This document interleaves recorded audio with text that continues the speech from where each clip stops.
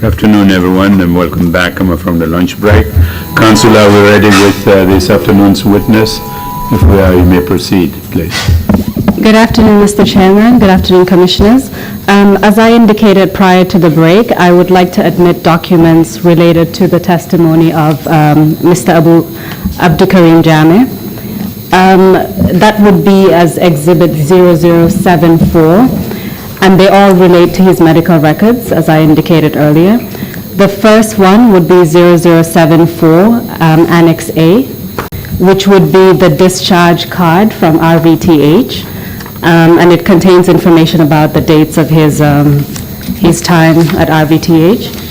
0074B would be the medical report that was conducted by the medical board in 2001, 6th of December, and that's a 2-page document.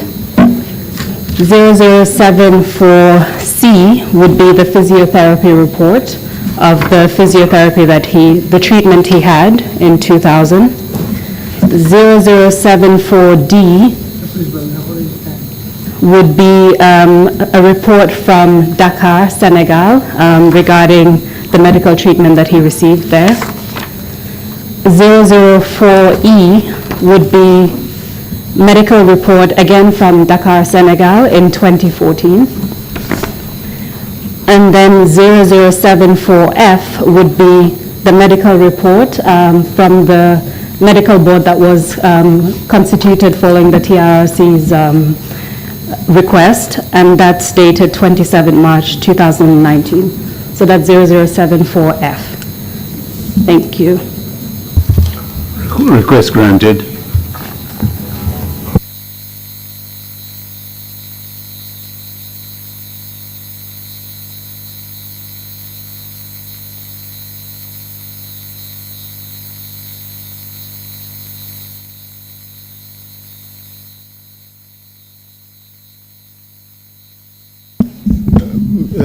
Mr. Chair, we are ready to proceed with the next witness. Mariama Singate would lead the witness. Thank you. Thank you. Please go ahead. Thank you very much, Mr. Chairman. Good afternoon, Mr. Chairman. Good afternoon, Commissioners, and good afternoon, everyone. Obi Van, can we please have the witness on the screen?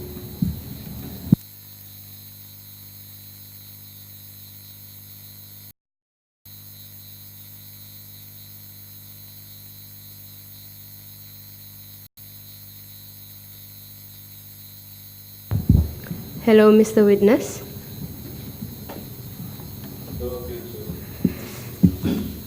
My apologies for keeping you till this time. You were supposed to start at 12:30, but you're now starting at 2:15. Before we start, I would just like to administer the affirmation to you. So you repeat after me. I state your name, please. Do affirm that I will speak the truth, the whole truth, and nothing but the truth. Thank you very much.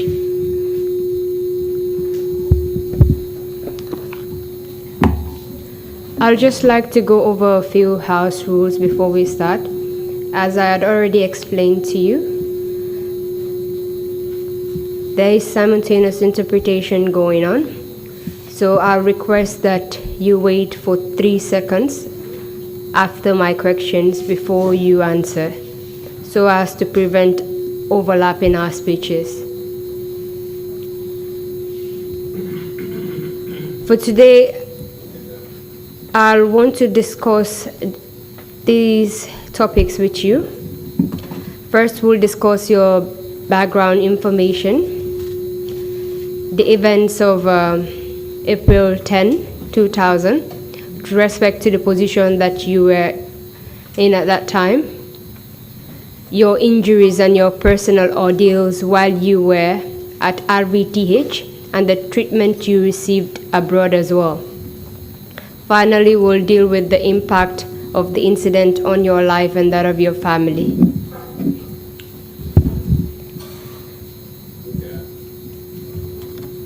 So we'll start now. Can you please tell us your full name?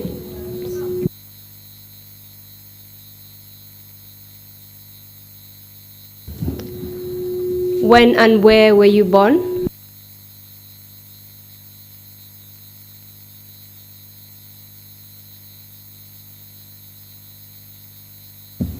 Can you please give us a brief background of your educational background till date?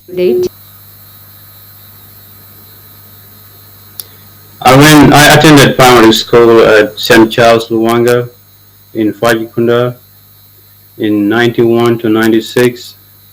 Then I went to Gaba Jahumpa in 96 to 99. Then I went to Banjul Academy beginning of January till January 2000 till April 2000. After the event of April 10 and 11 incident. Then I went to Learning Center in Frankfort, Kentucky in 2003 to obtain my GED. In 2003, I went to Kentucky State University till 2005. Then I attended Bluegrass Community and Technical College in 2013 to 2015.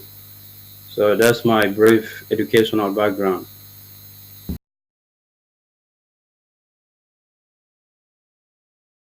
Doing? I work as an industrial technician. Going back to year 2000, you mentioned that you were attending Banjul Academy High School, correct? Yes. Can you tell us where your school was located? I can't remember the exact address, but it was around St. Augustine's senior and senior secondary school. Will that be Gambia High School presently? Now, if I recall correctly, it was in not that close, but it was somewhat in between Gambia High and St. Augustine's.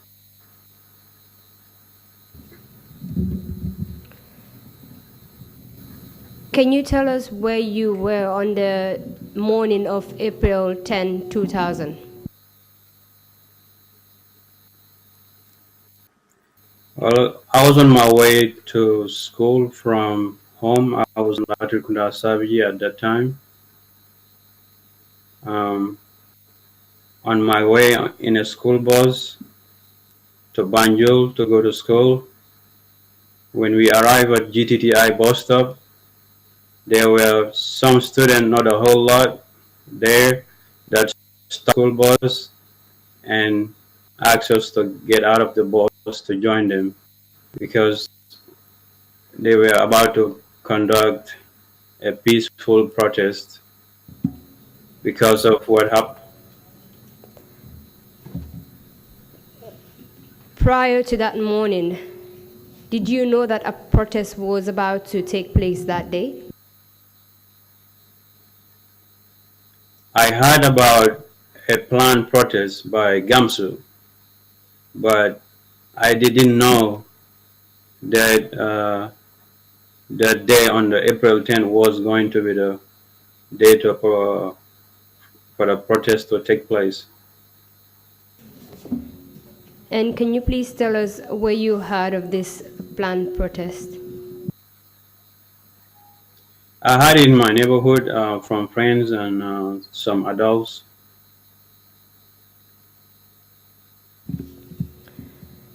That morning, was anything significant taking place in your school? Unfortunately, I didn't make it to school because my school at that time was in Banjul, and I only made my way from home to GTTI bus stop anyway. And where was this GTTI bus stop?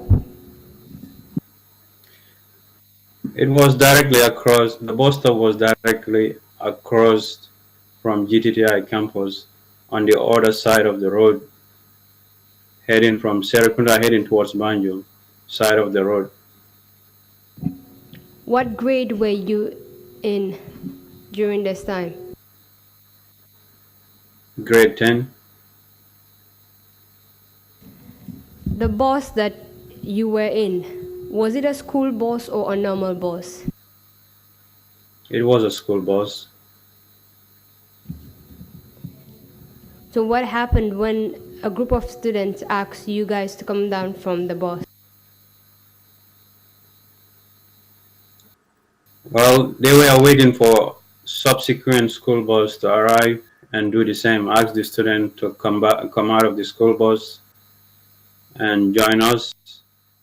So at that time, pretty much, it seems like to me they were waiting for numbers to get enough students to be able to start the peaceful protest.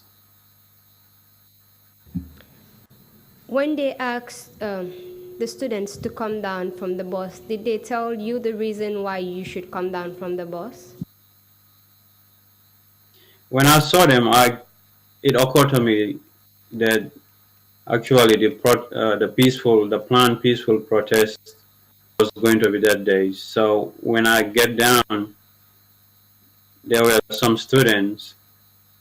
I'm assuming that some of them were Gamsu leaders who organized this protest, informing us, I guess folks or students who were not aware why they were being asked to come out of the school bus and to join us and to participate in this peaceful protest against the killing of Ibrahim Abari.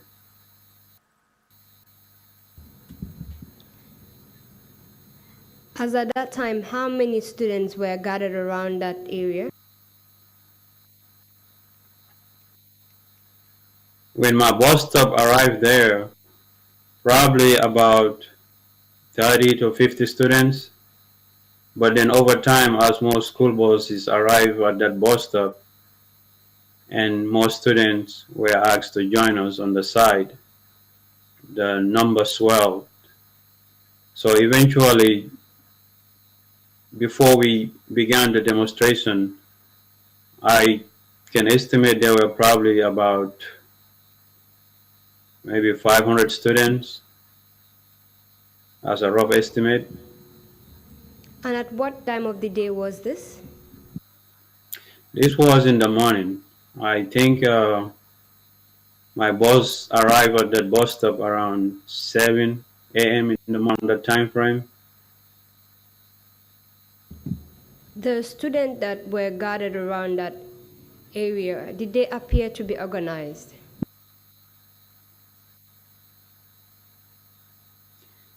The students that were in charge, they seem organized.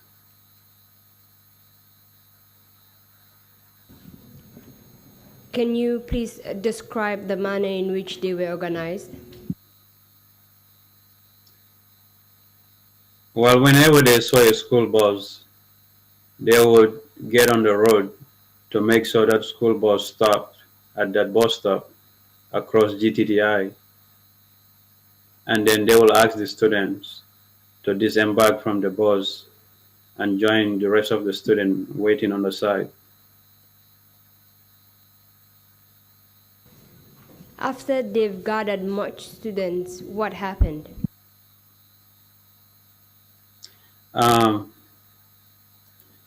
The group that I was in, we crossed the street and we were on the road from Banjul towards Westfield. And they told us we was gonna march from GTTI towards Westfield. Then we commenced the march. there were some chants calling for justice for Ibrahim Bari, and I also forget to mention that there was an alleged teenage girl that was raped by security personnel. So because of these two incidents, that was the reason for this peaceful protesting. Did the students carry anything with them at this point?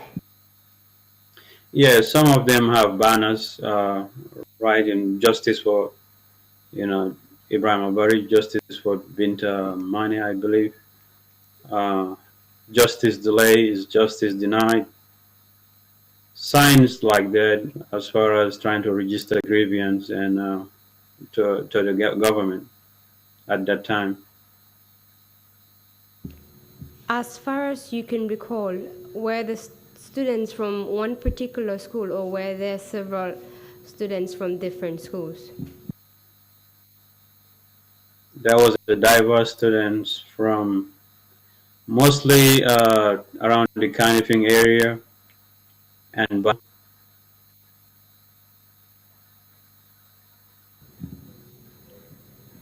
You, sorry, you mentioned that you were marching towards Westfield.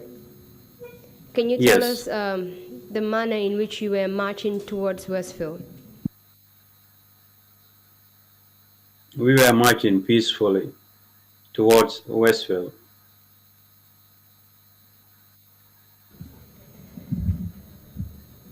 While marching towards Westfield, did the students, apart from chanting justice for Ibrahim Bari and holding banners, did the students do anything else? No, at that point in time, no, we were marching peacefully and orderly towards Westfield, saying the calling for justice for these two victims. As far as you can recall, within the crowd itself, was it only students that were marching towards West? I only saw students. Yes. Can you please tell us what happened while you were marching? Um, Actually, if I may go back a little, when my boss, paramilitary, on the side, and at that point in time, what they were doing was trying to ensure there was no obstruction of traffic heading towards Banjul.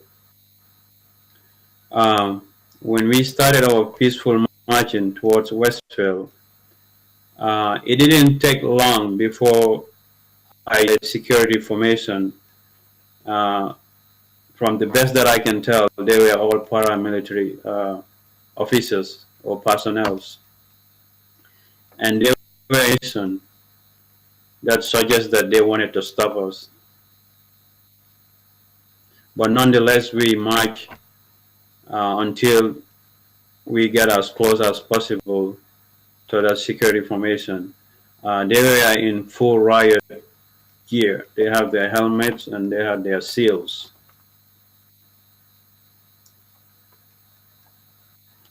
You mentioned earlier that when your boss stopped, you saw a few paramilitary personnel, and they were trying to ensure that the students do not obstruct traffic. The paramilitary personnel that you saw on the ground there, what were they dressed like? At that time, I didn't see any of them have seals, but some of them have helmets, and they were also carrying batons with them. But they were very few in numbers. Was this before or after the match, after you've proceeded with the match? This is before we start the march. At that point, did they try to engage the students? At one incident, I saw an officer who seemed to be their commander talking to some of the student leaders to make sure that they were not obstructing traffic while they were conducting school buses to and ask students to come out to join them. At that point, did it seem like there was an understanding? At that point in time, yes, it seems so. You also stated that while you were moving towards Westfield, you saw another paramilitary group, but this time they were in a form of a formation. Can you please describe that formation? Where I was around the middle of the group that was marching. So from my view, I could see maybe about 2 to 3 lines long enough to block the length of the road, and they were in gears. They had their helmets, the seals, and the buttons. I'm not sure how further the line goes behind them, but from where I was, I can tell at least 2 or 3. Can you recall roughly how many paramilitary personnel were there? The ones in a formation? The ones I saw, probably about 30.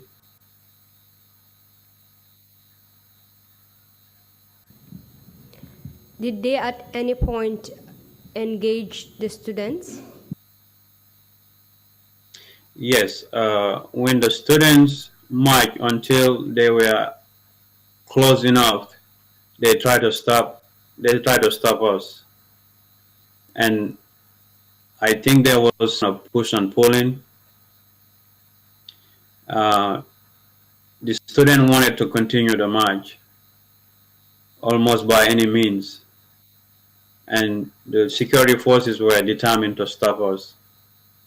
So that push and pulling end up with the security forces, the paramilitary, starting to assault the students, especially the ones who were in the front of the line on the peaceful demonstration. You said the students wanted to proceed with the march almost by any means. Can you please state what you mean by that? What I mean, they were just not gonna come and stop us. There was a security formation there, present there, trying to stop us. So we were determined to continue our peaceful marching. Did the paramilitary in any way try to speak to the student leaders that were there? Where I was, not that I know of. Can you please describe the push and pull you're talking about between the students and the paramilitary? I think I saw some students being pushed by the paramilitary with their seals. Not long after that, then they started the beating, using their buttons to beat the students who were closest to them. So that kind of caused some fury, and the student tried to retreat and attack again or continue the march. The same thing happened, and eventually I start seeing tear gas being fired on the students. So with the tear gas, the student retreat, and some of us started stoning the security forces in retaliation. These stones that was used by the students, did they have it while marching, or was it after they were being beaten by the paramilitary? Yeah, when we started the march, no, I did not see any students carrying any stone whatsoever beside the banners. So this happened after the security started assaulting us and firing tear gas canisters on us. The tear gas, was it directly, in which direction was it at? The tear gas canisters were being directed towards the students. From the time you started marching, did you see any student carrying any weapons of any sort at all? Absolutely no. Where then did the students get the stones that they used on the paramilitary personnel? We get the stones on the side of the road, and if it wasn't as if there was an abundance of stone available. So we just try to be resourceful. So it wasn't like we were raining down stones in retaliation. So there were a few stones available around the side of the road. The stone that I get it from the road. You mentioned that the paramilitary personnel were beating students. Did you see anyone injured from the beatings? At that point in time, no. What happened after they started shooting the tear gas at the students? So the tear gas, when they started shooting the tear gas, this created certain amount of some distance in between the security personnel and the students. Then I heard that the minister was there. The minister was there. I didn't know which minister they were talking about, but not long ago I saw an individual wearing all white being escorted by the students who were in the front heading towards the paramilitary. And thereafter, it seems like this individual who was wearing all white talked to them, and there was some kind of peace, or the assaulting from the security forces stopped, and the stoning by the students, stopped as well. So I was in close. My apologies for cutting you. This individual that you're referring to as the minister, do you know who he was at that time? At that time, no.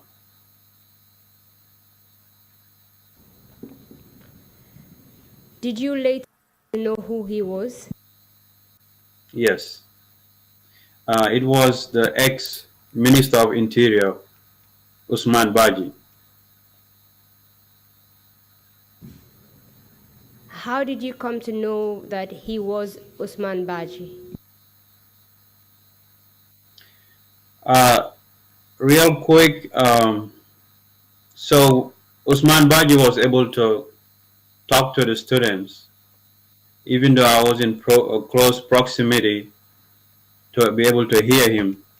But the way he was acting and the way the student leaders were behaving, obeying his commands, it seems like we retreated back to the GTTI campus.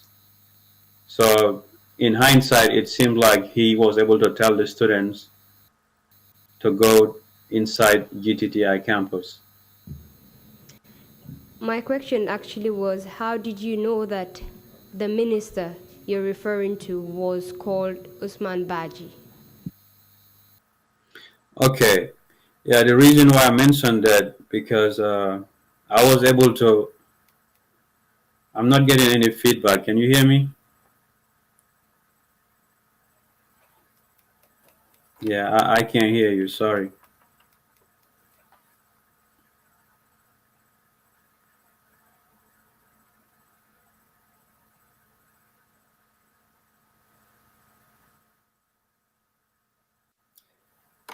I can keep talking, but I can't hear you. It seems like you can hear me, but I can't. All right. No, I think I understand you well. Okay. So the reason I was able to identify Mr. Usman Baji is because when we retreated inside GTTI campus, he was in at the front of the campus entrance talking to some of the students who I assume, again, are either GAMSU leadership or they were in charge of the peaceful demonstration where I was. So I made my way in front as close as possible. The campus was full of students, at least at the front. Initially, I was in the front, but 7 yards where I was, that's when I was able to identify this was Mr. Usman Baji, the ex-Minister of Interior. And I know who he was. I seen him on TV, on the news numerous times. And on one particular occasion, I met him at Nema, at a Gamo. I live in Latir Kunda Sabiji, and Nema is behind Latir Kunda Sabiji. And that's where I usually go to perform my Friday prayers. So there was a Gamo, he was a guest there. For how long did he have that interaction with the student leaders?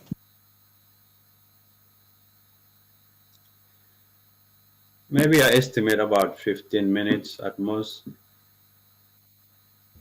And did he succeed in diffusing the situation?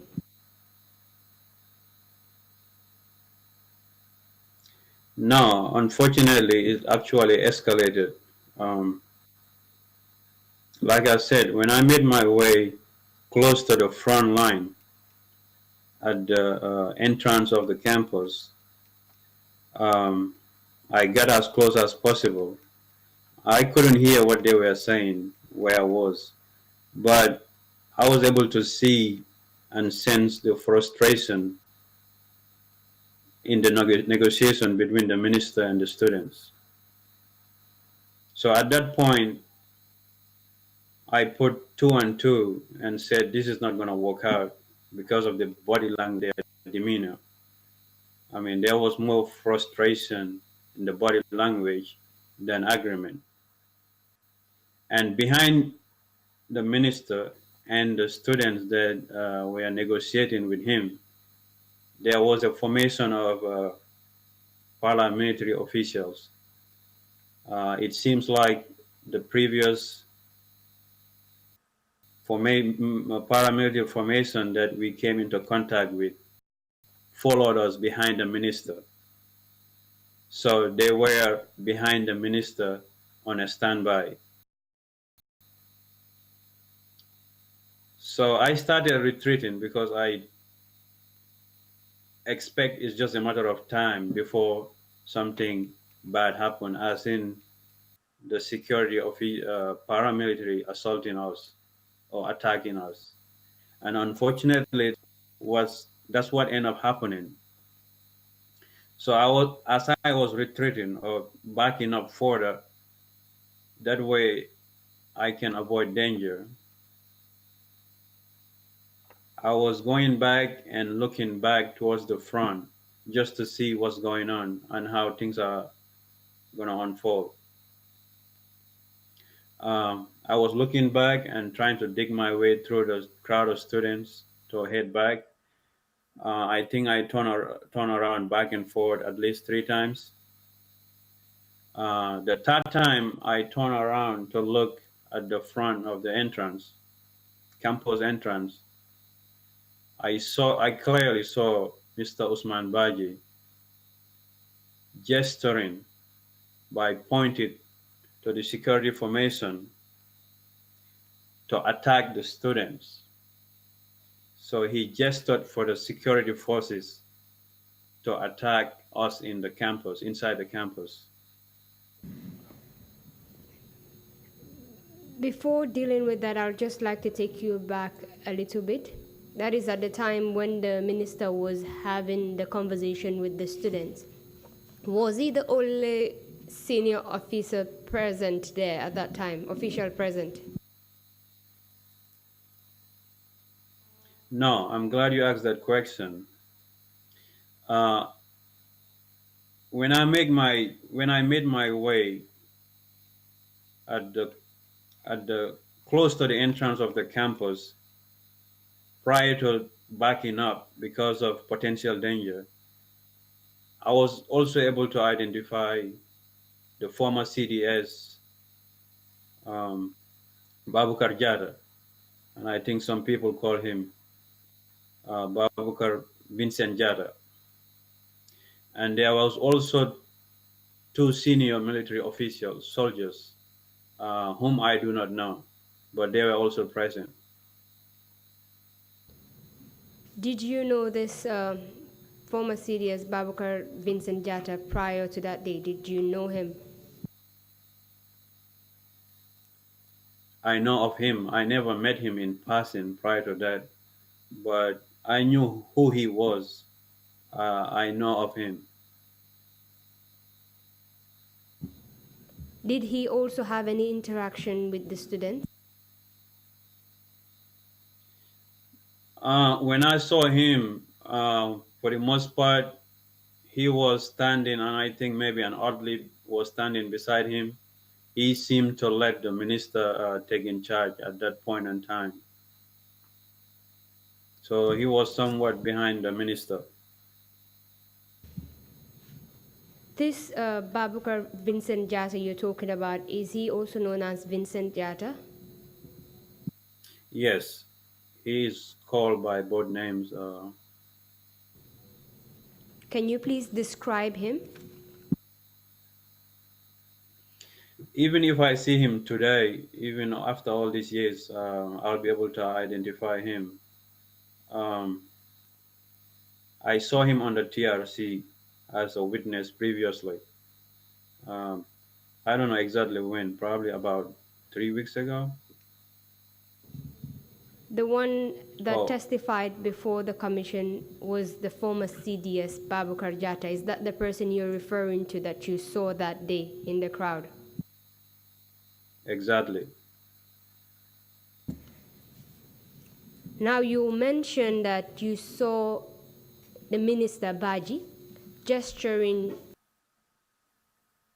Can you please describe how and what he was doing?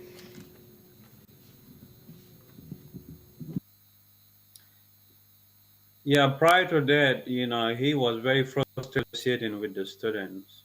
So whatever he was trying to negotiate with the student leaders, um, they were not either listening or obeying, or they did not agree with him through his body language. So when I was At that point, were the students acting in any way aggressive towards him? no, so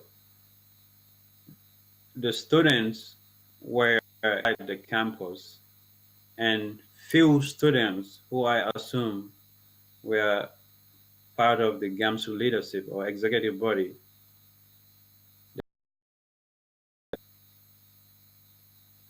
So close to the laptop. So give me a minute. So as if the security formation is where my hand is, or let me use the other hand.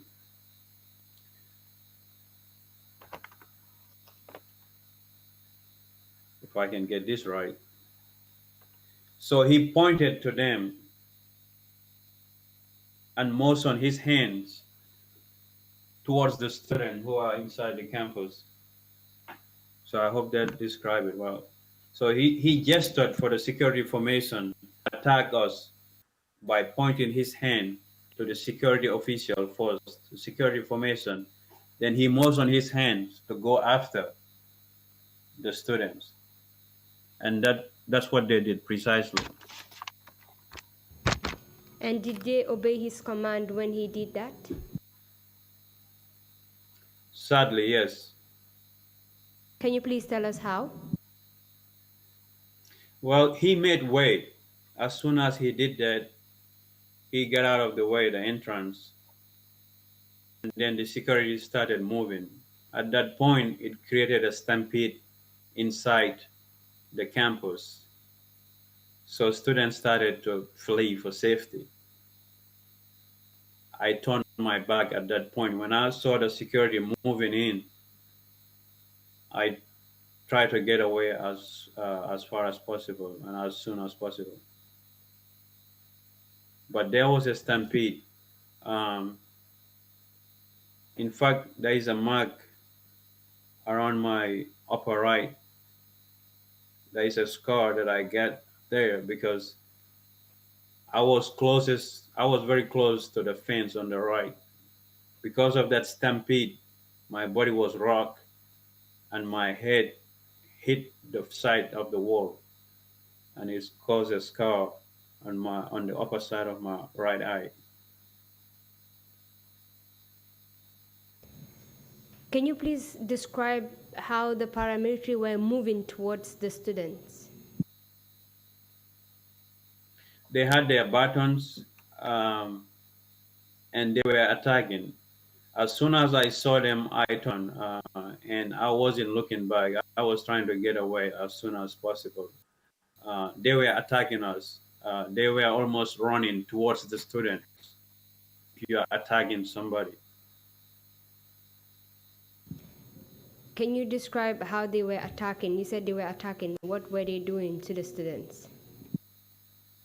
uh, they were assaulting the students, and I say that because once I was able to get away from the stampede of crowd of students, I entered the building, classroom buildings, and I saw some students going upstairs, and I followed them. I went upstairs.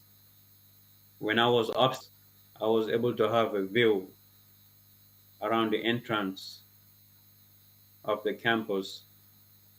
So I saw them beating the students with batons. There was also a girl that I saw who was being assaulted, beaten with batons, and kicked by a paramilitary official. I mean, being beaten mercilessly. You can hear the cries, student crying, both male and female students.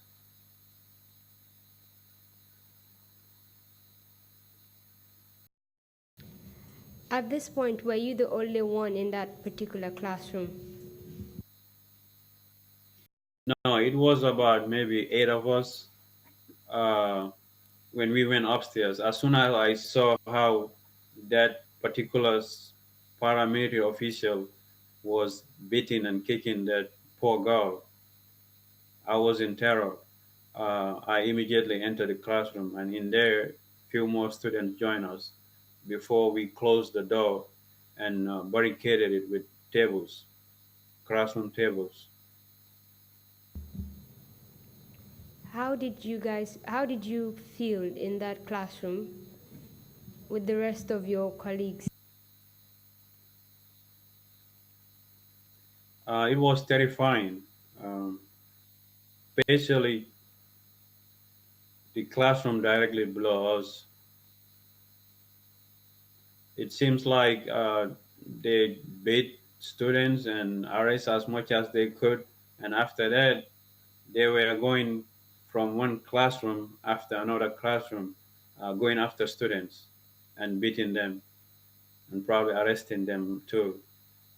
The classroom directly below us was quiet, but suddenly you can hear the noise and then the cries begin.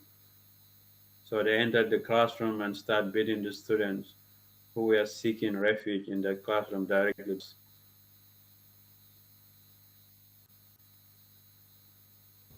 From where you were, can you please tell us if you've observed any student attacking any officer? No, it was like the victim and the perpetrator. The security forces were the perpetrators and the students were the victim. How long did you remain in that classroom? I don't know exactly. It's been a long while, but an estimate probably about maybe 25, 30 minutes. Can you tell us And what then happened after, after that?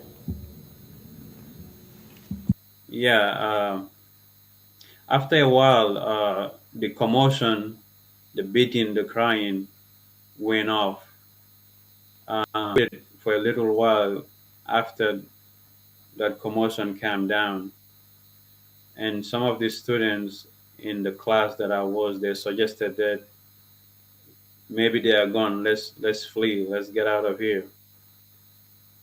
So we cautiously take the table that were barricaded in the door, classroom door, and we cautiously looked to see nobody was around, especially the security forces, and we kind of hide to get out. That way, when we are escaping, if there were any security, if there were any paramilitary or any security forces, they won't see us and to successfully escape.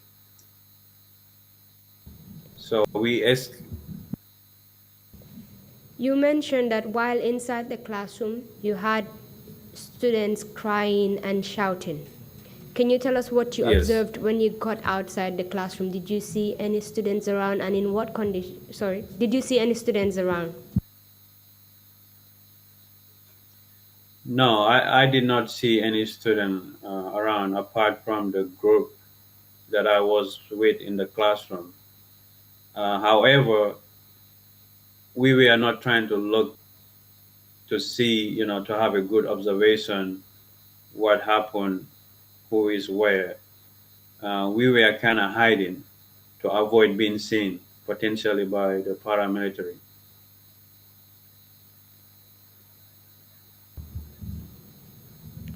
Were you successful in hiding from the paramilitary?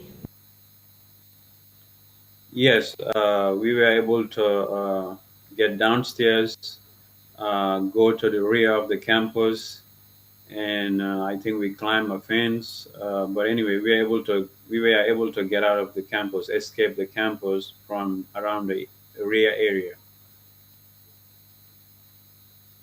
And after we get out of the campus, outside of the campus, then I saw students on the streets, uh, shock and terror. People fleeing. Uh, I mean, it was confusing. Uh, For example, when we get out of the campus, we were trying to head away from the campus as far as possible. But the direction that we were heading, there were also some students coming from that direction, and it seems like they were from danger from that direction as well. So it was terrifying and confusing. Some students I saw were seeking shelter at the compounds around the GTTI campus. But personally, I felt like the farther I get away from the campus, the better. You mentioned that the audience moving from the direction that you were heading towards were fleeing from danger. Can you tell us what kind of danger that was? I'm not sure, but I would assume they were fleeing from danger from security personnel. At that point, did you see any security personnel around? No, at that point in time, no. I only saw students fleeing. Can you recall what location you were in at that time?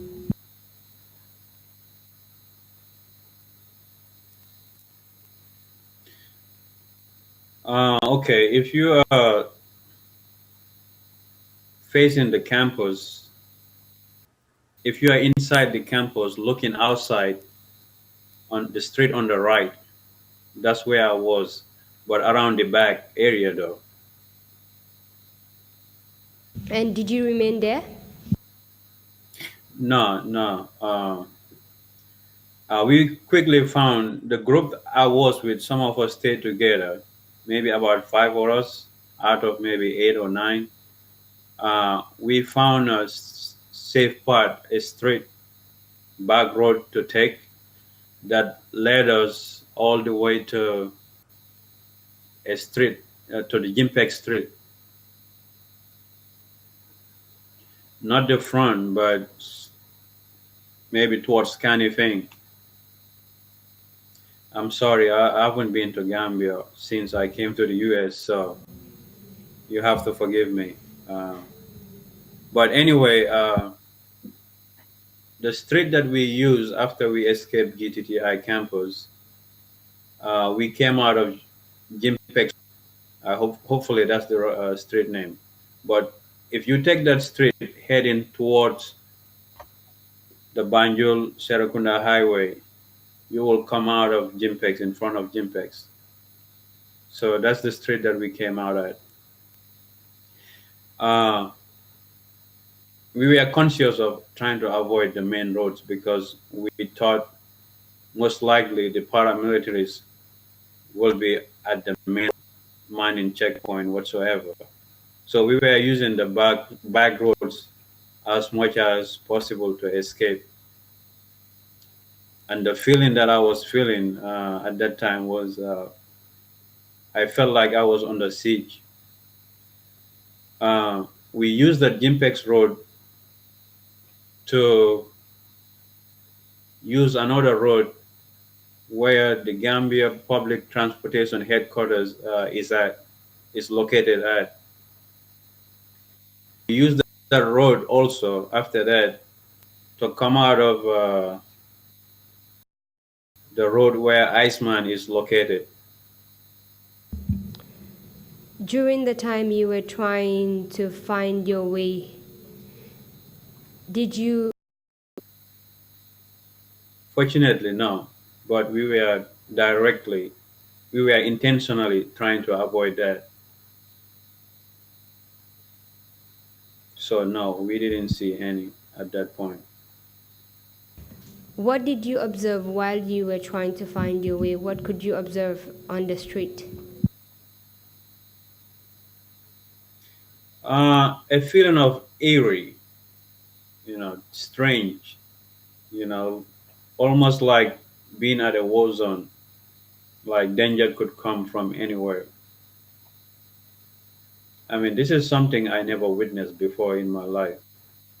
And growing up as a kid in Gambia, I have heard numerous stories of the paramilitary, as they are commonly called in Gambia, paras.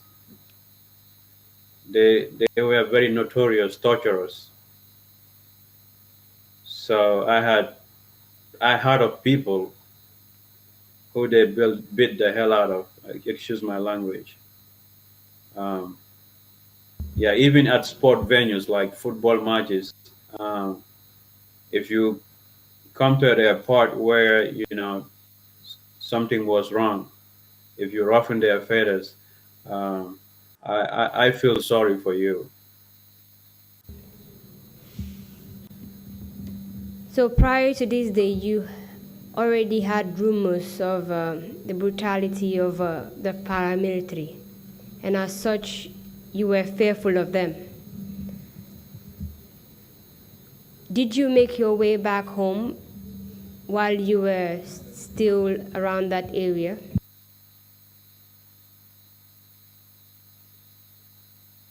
The intention was to escape danger, immediate danger, at least at that time. No, I never made it home. Uh, when we came out at the street where Iceman was, um, excuse me, we use that street to come to the Serekunda Banjul Highway, so in front of the Iceman factory. Uh, we were in a fearful mode, kind of like hiding mode, also walking towards the end of the road on the side wall as far as possible. We didn't know when we get to the highway what we will find. To our relief, when we get to the end of the Iceman Street that connects to the Banjul Serekunda Highway, we saw a group of students in front of the police mobile unit. I think it's this kind of thing. So we immediately joined that group of students. At least to my relief, I wasn't by myself. There were a bunch of colleagues out there protesting, and at that time, uh, the students were just there, were angry demeanor, but protesting peacefully in front of the police mobile unit. Can you please describe the atmosphere around the police mobile units? What were the students doing? The students seem very serious. Um, I'm not sure what was the objective there, protesting in front of the police mobile unit rather. But for me, it was the closest place to go for to feel safe, at least at that point in time.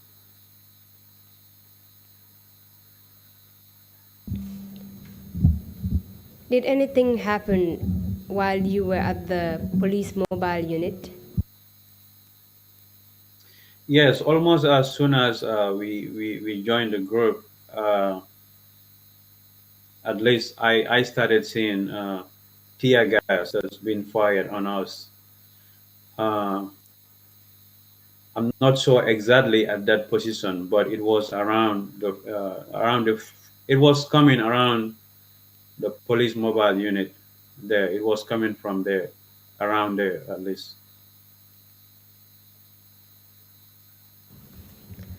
And then we, the students, again retaliated by stoning back after they started shooting tear gas canisters on us. And I'm assuming where I was, I did not actually see any security official firing, but I believe it was the paramilitary or some sister security officials. Apart from the paramilitary, did you see any other security outlet where you were? Where I was, no, only paramilitary personnel. After they started shooting tear gas at the group of students that were gathered there, what happened? We retaliated by stoning again. Then the intensity of tear gas kind of grew, and I guess being cautious at that time, I thought actually it's probably best for me to get across headquarters. It wasn't far away from there, and at that point, I was an active member of the Red Cross Society, and I have been to the Red Cross headquarters several times. Um, so I proceeded to go there, but almost halfway there, I saw some students fleeing from that area, from the Westfield area, coming towards us. And I was able to hear them tell me, no, no, no, don't go over there. Paras are there, paras are there. So I turned around and joined them and head back to where I came from. The group of students who were being shot at with tear gas, and the student retaliating by shooting, stoning them. Um, Even before I actually make my way to the back of that crowd of students, that was the first time I heard sounds of gunshots. Then immediately the students start scattering, running. For some reason, um, I felt that they were shooting rubber bullets or blank bullets, maybe to scare the students. That, that's actually what I believed at that point in time. When the students start scattering, I was kind of naive, saying, "Oh, in my head anyway, at least it's rubber bullets. You know, it's rubber bullets." Uh, I turn around, try to jog a little bit, uh, and turn around and look, but it's like the students are like running like for their lives. And again, I kind of felt like they were just shooting rubber bullets. So, I wasn't terribly worried or scared. So I was jogging back and looking back, but to see if maybe the student would stop running. But almost all the students seemed to me like compared to me, seems like they were running for their lives. So as I was running back and looking back to see what's going on, like are we stopping? Um, I think the last time I can't remember how many times I was running and looking back, running away and looking back towards the direction of the front of the police mobile unit. But the last time I looked back, I saw a student holding his hand. Um, he was shot on one of his hands. I can't remember which one. Um, but he was using his hands, one of his hands that was in shot, to hold the other hand that was shot. But the hand was so terribly hit with a bullet that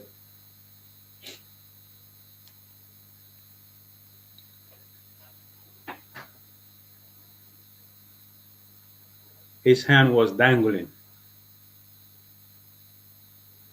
As he didn't hold it with his other hand to support it, it was gonna fall off.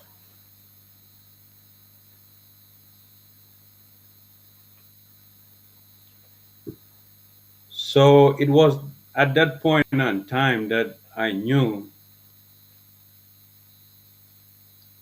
they were in fact shooting live rounds.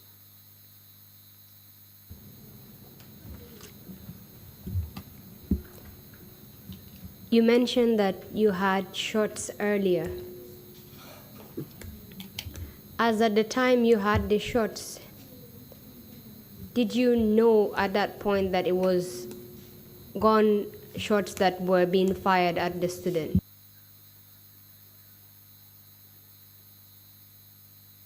It initially it was a sound of it.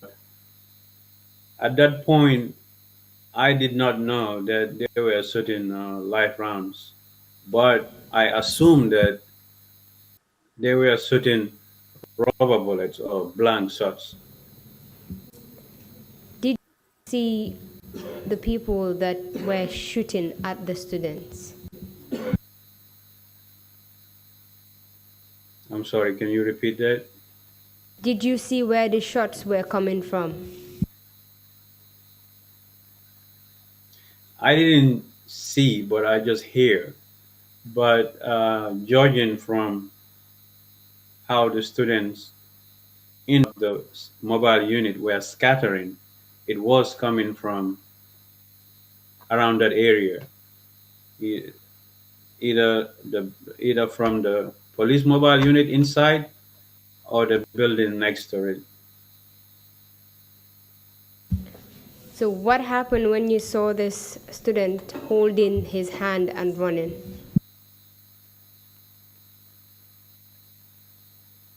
Well, it confirmed to me that I was terribly wrong. And immediately at that point, I started sprinting, uh, running for my life in terror. Uh, Within few steps, I felt like something penetrated my stomach, and I felt terribly weak and started having breathing trouble, severely breathing trouble, and I almost fell down. I looked at my stomach to see if I got shot too, but I didn't see any blood. When I look at my stomach, um, I was wearing a white uniform, so if I was bleeding, I felt like I would have seen the blood. So I used one of my hands to feel my stomach to see if I would touch any blood, but I did not. So somehow I felt like maybe it's something else, but I was in shock. I can't see, I didn't see any blood. I didn't feel any blood. So I tried to force myself to run.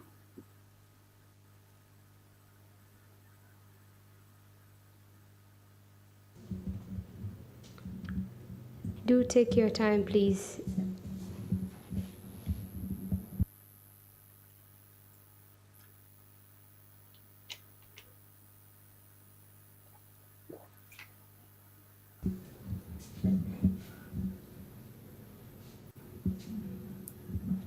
Are you okay to continue? Yeah, I would like to. Go ahead, please.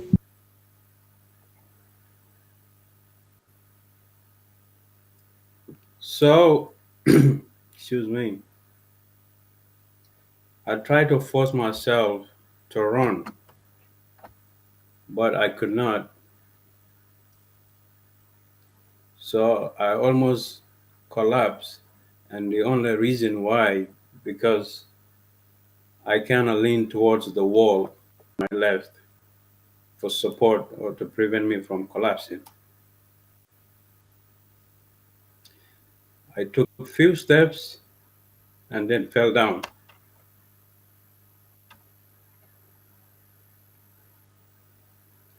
So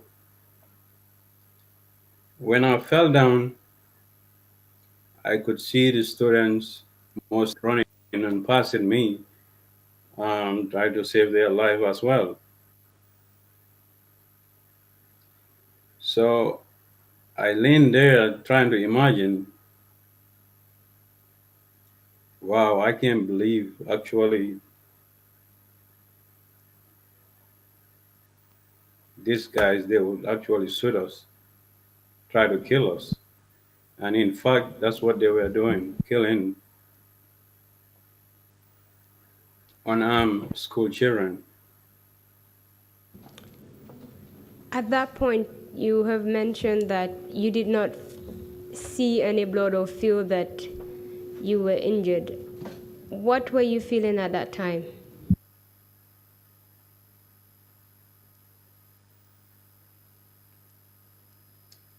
Well, right before I fell down, when I didn't feel anything, I tried to force myself to keep running, but I could not. The way I was feeling, I was feeling incapacitated, so much so that even though I did not see or feel any blood, I knew I was shot for a fact.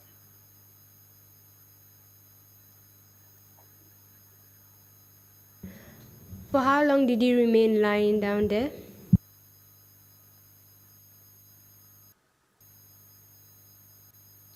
Not long, probably about maybe 10 minutes. Um,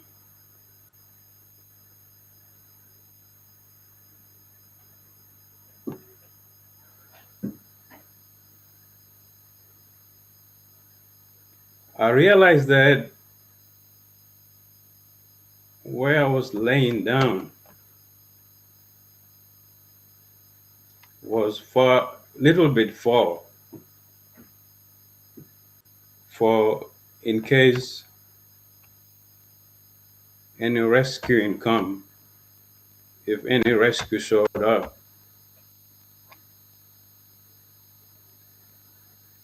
Where I was laying down, it occurred to me that they may not see me.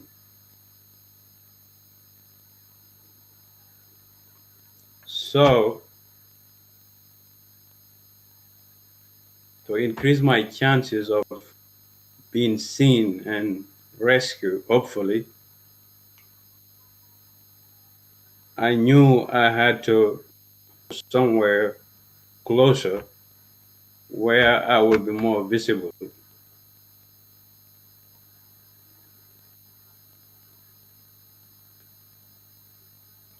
So I tried to get up, but I stumbled and fell.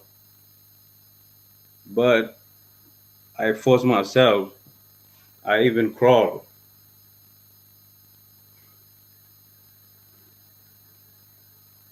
because the way I was feeling, I knew if I did not get to a hospital very soon, it would be the end of me.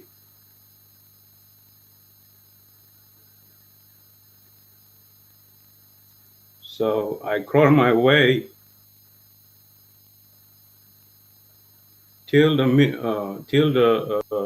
of the lane dividers and lay down there, hoping to be rescued.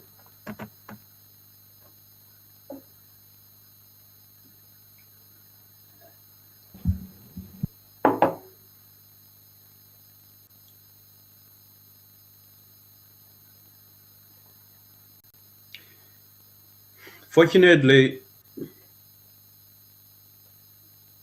I started feeling unconscious, but fortunately, in my view where I was laying down, I saw two men carrying somebody who I suppose was a student, injured student.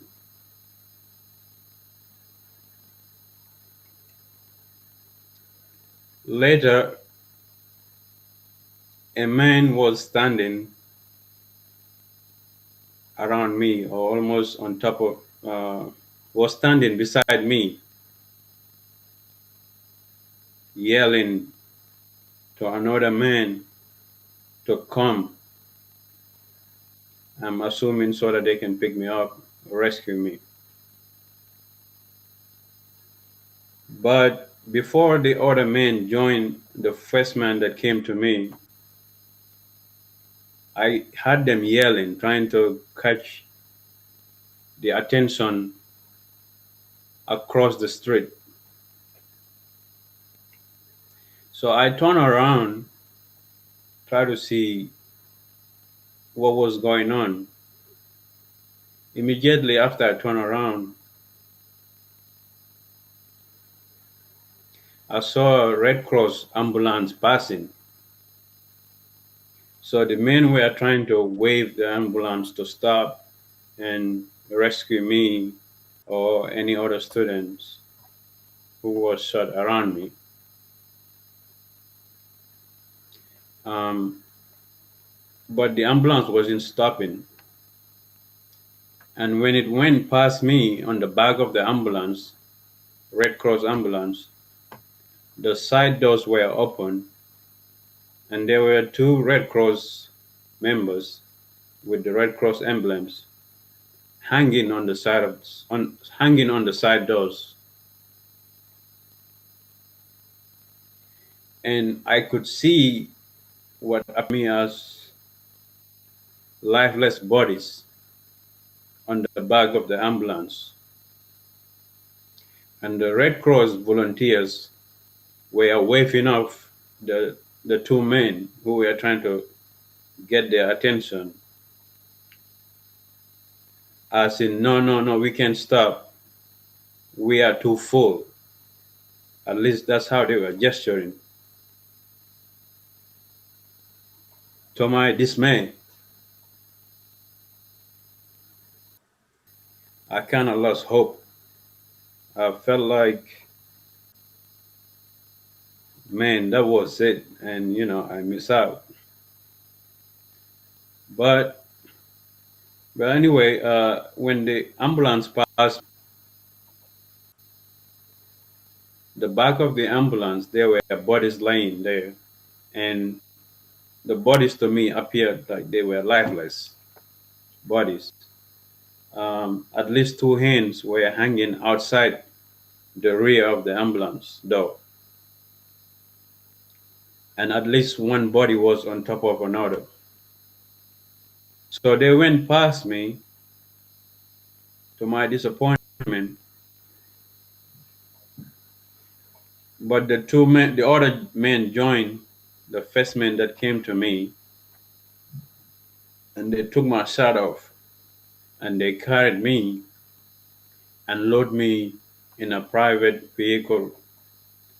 Inside the vehicle, there were already students with their shirt taken out. But I can tell they were students because of the pants that they were wearing. And they were young, about my age. So they load me in the car, close the door, and they get in the front, and they drove off, heading towards Banjul.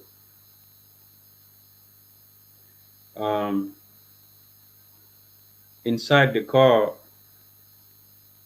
in the back of the car, three of us,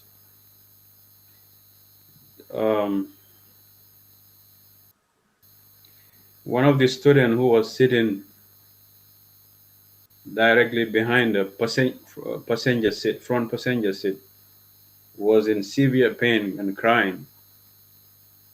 And the student in the middle, or in between us, didn't say anything.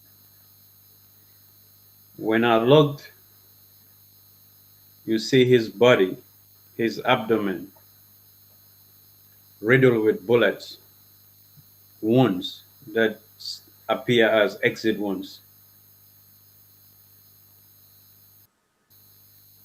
It was so sad that I even forgot about my plight.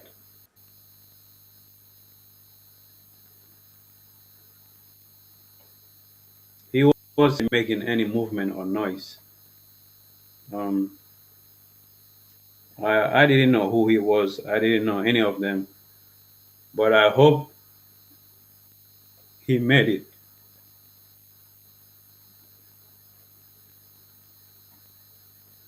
And if he did, it'll be miraculous, given how his abdomen was riddled with bullets.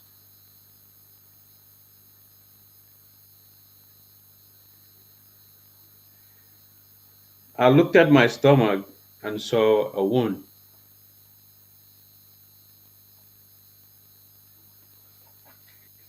So that was the first time I saw the bullet that struck me, and I was bleeding.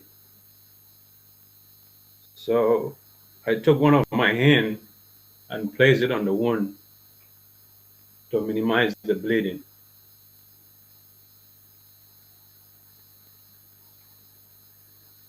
We drove all the way to Denton Bridge, and I saw a heavily armed checkpoint, military checkpoint. They stopped our vehicle.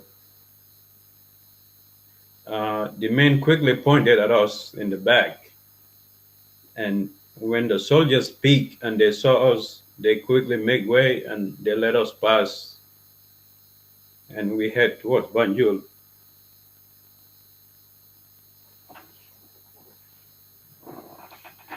So when we entered Banjul, that's when I started losing consciousness.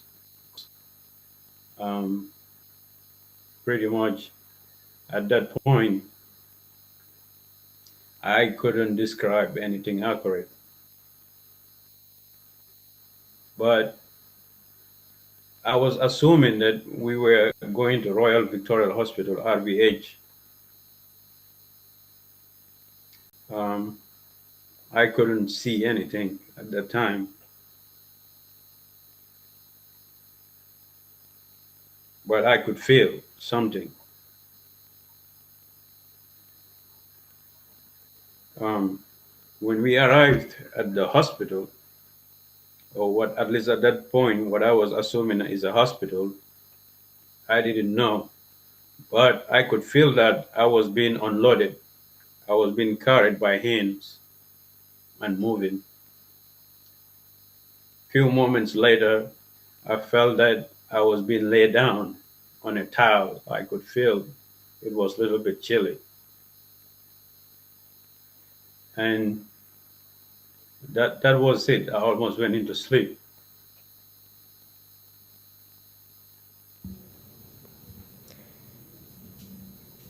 Can you recall the time you were being transported to Banjul? Was it because you mentioned that it started off in the morning? So the time you were being transported to Banjul, can you estimate what time it was then?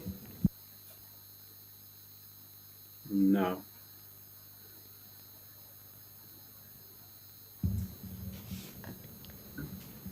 The two students you were referring to that were in your vehicle, did you see them again? I didn't recognize them at that point. If I have seen them again, I wouldn't even know they were the one.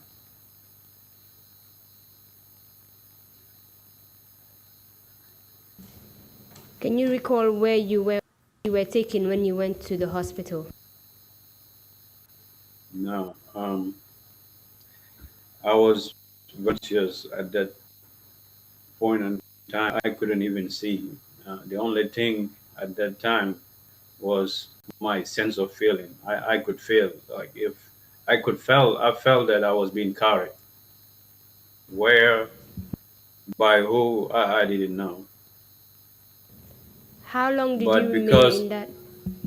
My apologies. but For how long did you go remain ahead. in that state of unconsciousness? I don't know. Um, Sorry, I hope I'm not speaking too fast from your responses. No, I didn't know. Uh, but at some point,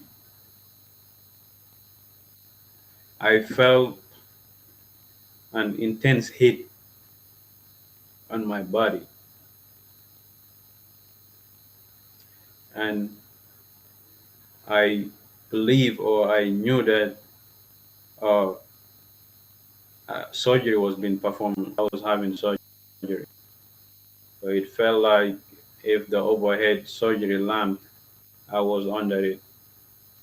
Um, I could feel and I could reason somewhat. I couldn't see. I couldn't tell where I was by sight,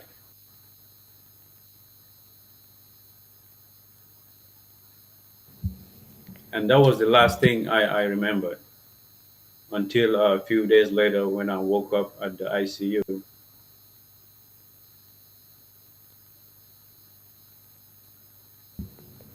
At the ICU, were you the only victim from the incident that was there? None, unfortunately. Um, I came to know of Yusuf Ambai.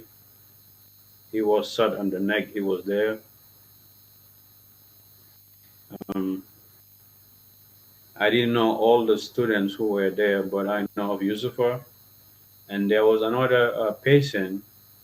I can remember at this point in time if he was a student, but his name was Francis. Unfortunately, I don't remember his last name, but his name was Francis. He was also there. And unfortunately, there was I believe a 3-year-old baby. I'm not sure if it was a boy or a girl, but I'm assuming it was a boy. He was also there with us, and he was shot in the head, and he was suffering daily because the bullet was in his head, and they couldn't take it out. And that baby was suffering every day. It was terrible.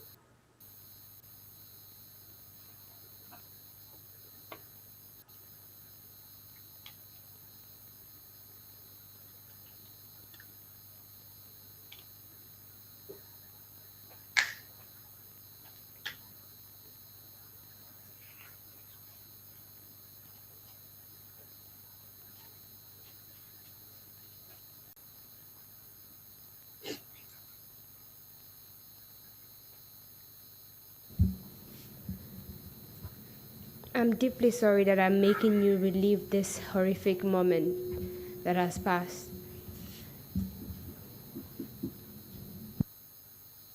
It's okay. It's not easy, but Do you need some time?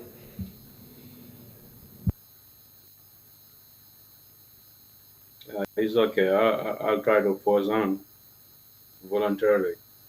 Um, we, the Gambian, hear from us. We need to know what happened and what the face of terror looks like.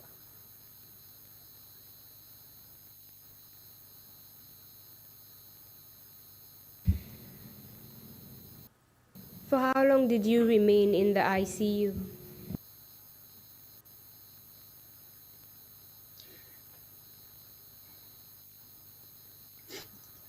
I'll say about 2, 3 weeks. I can't remember for sure, but about that time frame, 2 to 3 weeks. Um, I really wish I could capture in words the suffering of his poor baby and his parents who were so helpless. Yusuf Mbai, how he was gasping for air constantly. Yeah, but words wouldn't do justice. It's almost impossible to capture.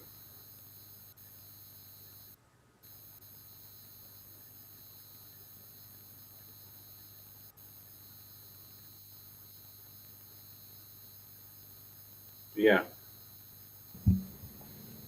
The 3-year-old you're referring to, did he make it?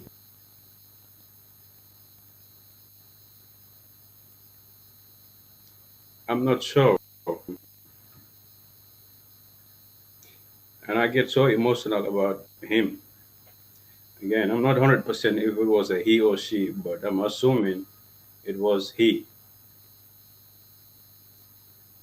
He was later taken to Dakar because, unfortunately and very sadly for him, the hospital didn't have the resources or maybe a neurosurgeon to perform the operation and remove the bullet from his head. So I think the last time I heard, they took him to Dakar. I just hope no parents would ever have to experience such a thing. Yeah, yeah, I'll try to move on because the baby I experienced at the ICU was very deep, and it breaks my heart every time. Almost impossible to talk about without breaking down.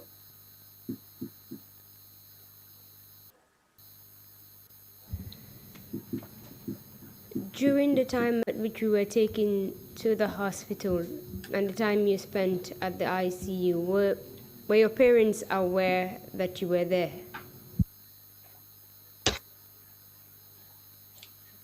Yeah, they were aware. Um, I was told a story afterwards when I was relocated from the ICU to another ward called 6 and 7, that one of my uncles, who was a nurse and who somehow he was working at MRC, somehow he was at RVH at that day. Um, he heard that what happened and they needed people to donate blood.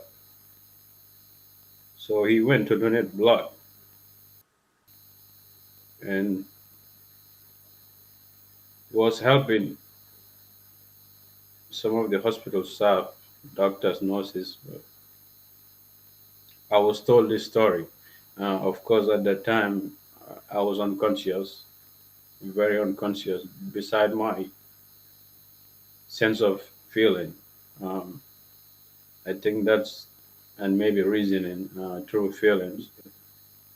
Um, Pretty much that was it at that point in time.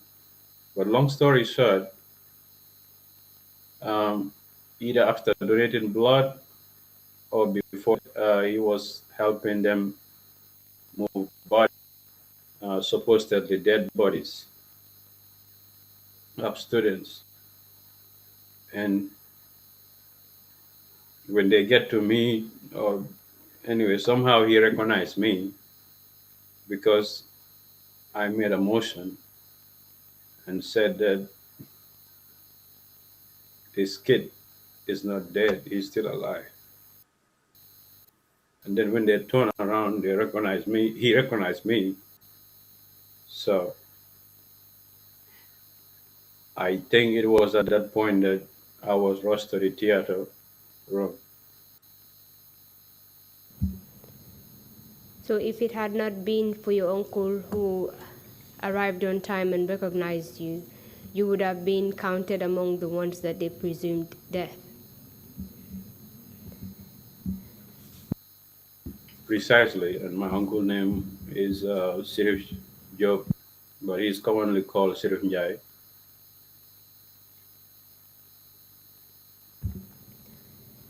After spending about 2 to 3 weeks in the ICU, did your condition improve with that of Yusufa that was at the ICU as well?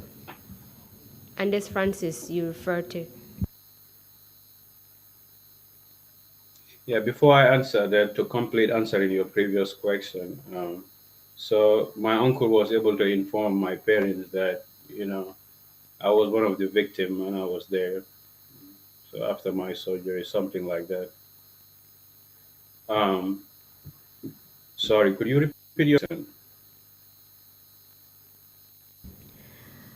My question was that after spending about 2 to 3 weeks at the ICU, did your condition improve and that of Yusufa's as well?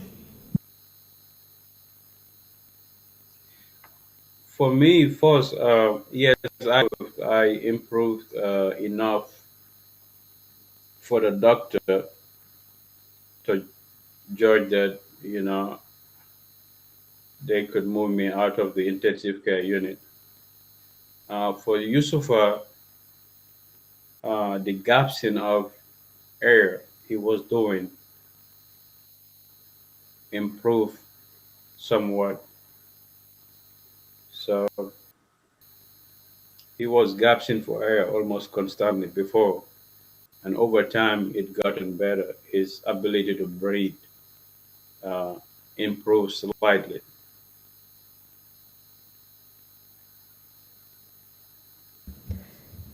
By the time you were being moved from the ICU to the main ward, were your parents there?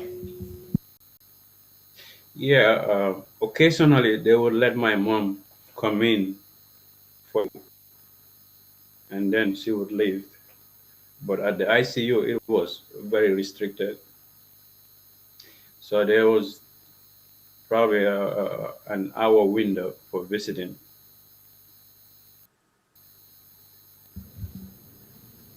You have given us the names of the people that were at the ICU.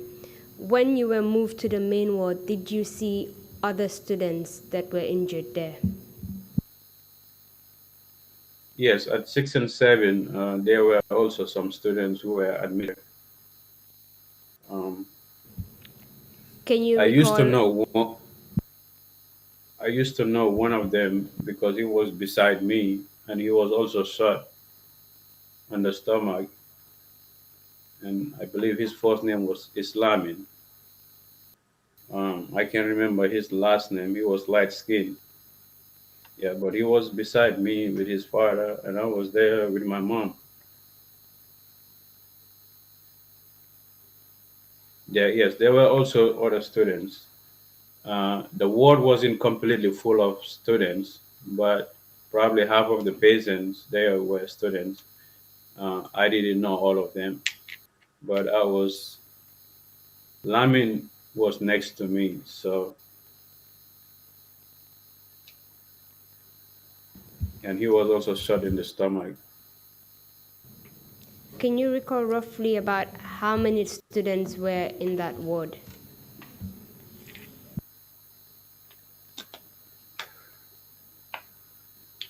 To estimate, that ward had about maybe 30 beds, so about 15, half of it were students.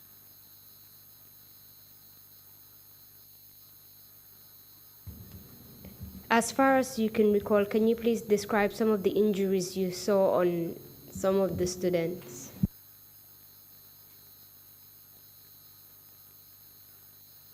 Um, I could only describe Lamin's because he was closest to me. He was shot somewhere in the abdomen, and he was having complication, and he was bleeding blood frequently. And I actually doubt that he ended up making it, unfortunately. And the condition I was still, you really have to be me for me to be able to tell what your condition was. So beside Lamin, I can't really remember uh, the rest of the students, their injuries in details.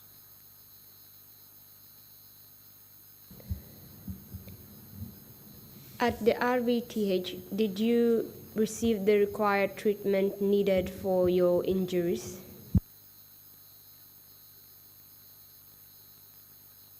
Well,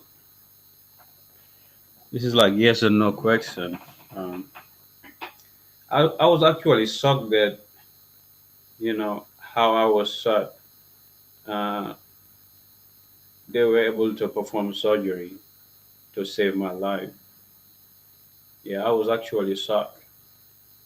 Uh, to, to compliment to it actually for save, I was shocked that they were able to do that.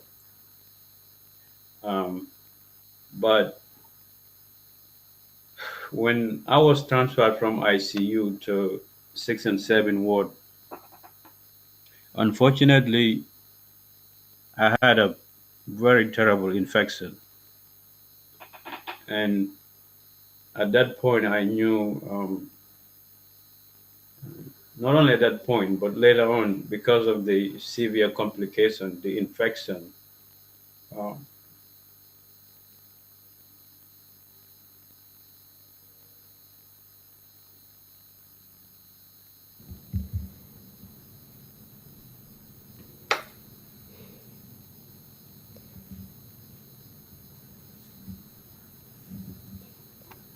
the terrible pain.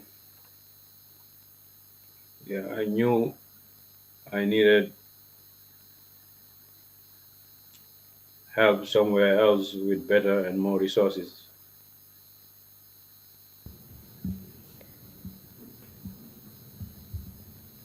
Can you please help us just get a picture of where the bullet passed through your body? Okay.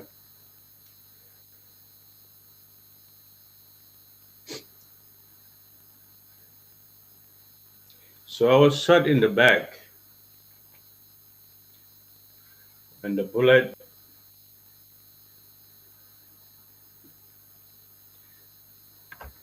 entered from my back to my right kidney, and it destroyed my right kidney and went through my liver and ruptured my duodenum and my gallbladder. So during surgery, my right kidney was removed. My doctor's Salakos, he said half of my liver was also removed, I'm here. but because of my age at that time, my liver would grow. My gallbladder was removed, and my duodenum was repaired. But with that's where my infection was coming from. Because after that, they had to insert a tube that is attached with a plastic container, like a vacuum container. Um, the tube was inside my stomach, collecting fluids that was leaking and causing me terrible, terrible pain. So when the tube container gets full, they would replace it. I think they would do that almost daily. And it was a terrible smell replacing that. I felt bad for the nurses. Um, I can't enough express it and thank to them, my doctors, the nurses.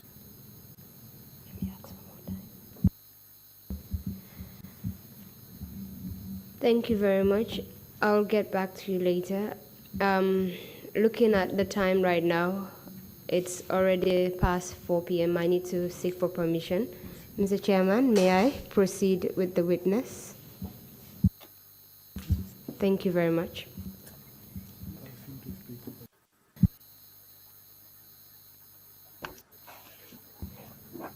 Can you please speak up a little bit because I'm finding it really difficult to hear you sometimes. Okay. Thank you. You were telling us about your condition, as at the time you were transferred from the ICU to the main ward. You've explained that you had a serious infection, and as a result, they had to put a pipe through your stomach to extract fluid. During the time you were at the main ward, did you receive any visitors from the government? Yes, actually, while I was at the ICU, um, Yaya Jame came for a visit, and My I apologies, remember. Hassan. You have to wait so that I'll consult with the OV band to see if they can increase the volume a little bit because I'm struggling to hear you. OB Van, can you please help us with the volume?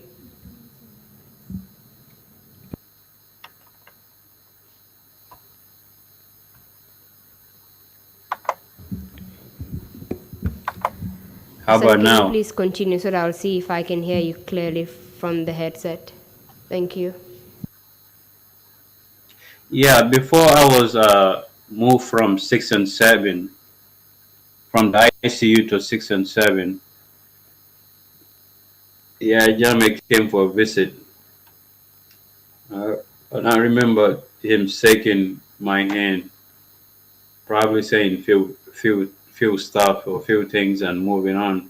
That's all I remember. Um, when I was at 6 and 7, also, I remembered Fatoumata Jahumba Sise coming there. I remembered, I think at that time, the permanent secretary, the Minister of Health, Dr. Gassama.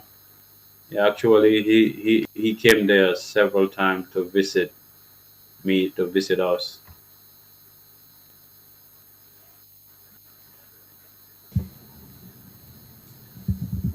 We have heard evidence that the head of state at that time did visit while you were at the hospital. Can you please confirm this? Yes, when I saw him at the ICU.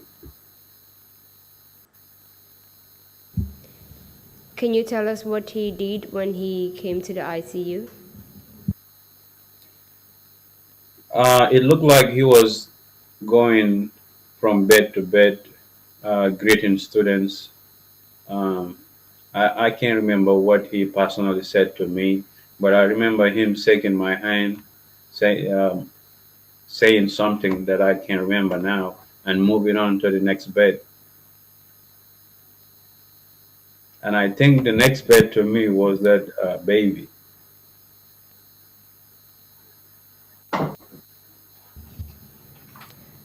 How long was it after your admission at the ICU? How long was it before his visit? I don't remember exactly. Maybe in the first week that I was there, or the second week.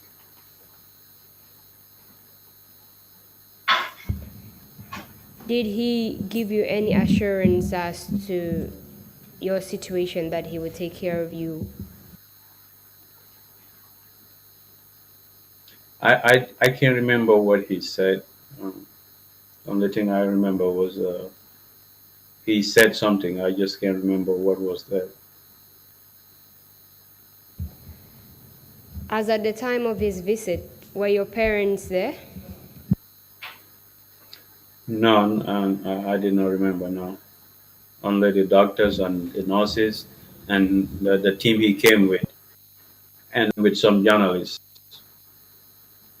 I think GRTS was there.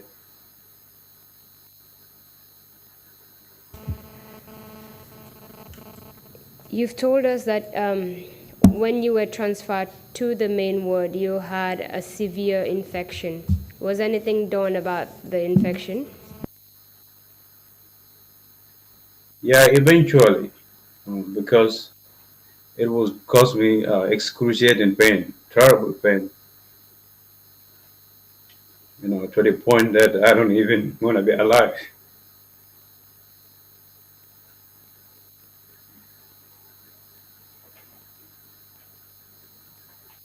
But over time, I mean, this was going on. I would feel good for 2 days, and a few days later, the pain would come. So this went for almost about a month. Eventually, my good doctor, Dr. Salako, decided to perform a second operation on me to resolve that issue.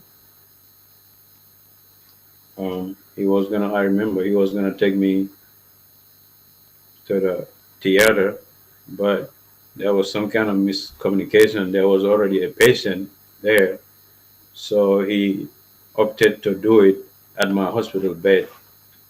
So they brought in some screen around my bed, and he explained to me what he was gonna do, that I will be conscious, but he would numb my stomach and proceed to perform the operation. I'll be able to see everything. He told me very professionally and asked me if that was okay. Yeah, I said yeah. So see, he went ahead, numbed my stomach, and started cutting my stomach while I was watching. He asked if I was feeling any pain. I said no. So he went ahead, opened my stomach, very graphic. Um, I could see my intestines inside my stomach. Um, he went and did his thing, plunging his hands inside my stomach. That was just stunning. But yeah, I was definitely not prepared for that. But to his credit, he's so professional. I think he suspect that this is really overwhelming. So he remained so calm that it calmed me down. So I just took it. So he did his thing. I think stitch. I can't remember exactly what he did, but he was looking for. I think it was my deodium to seal the leaking. I believed. And when he got done, he stitched back my stomach and closed it. I was in terrible pain the next day, but thereafter, I started feeling a lot better. At least those excruciating pains almost went away.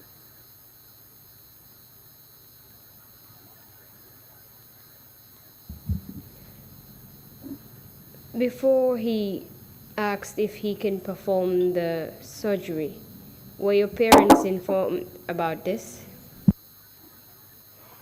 Yeah, they were knew about it.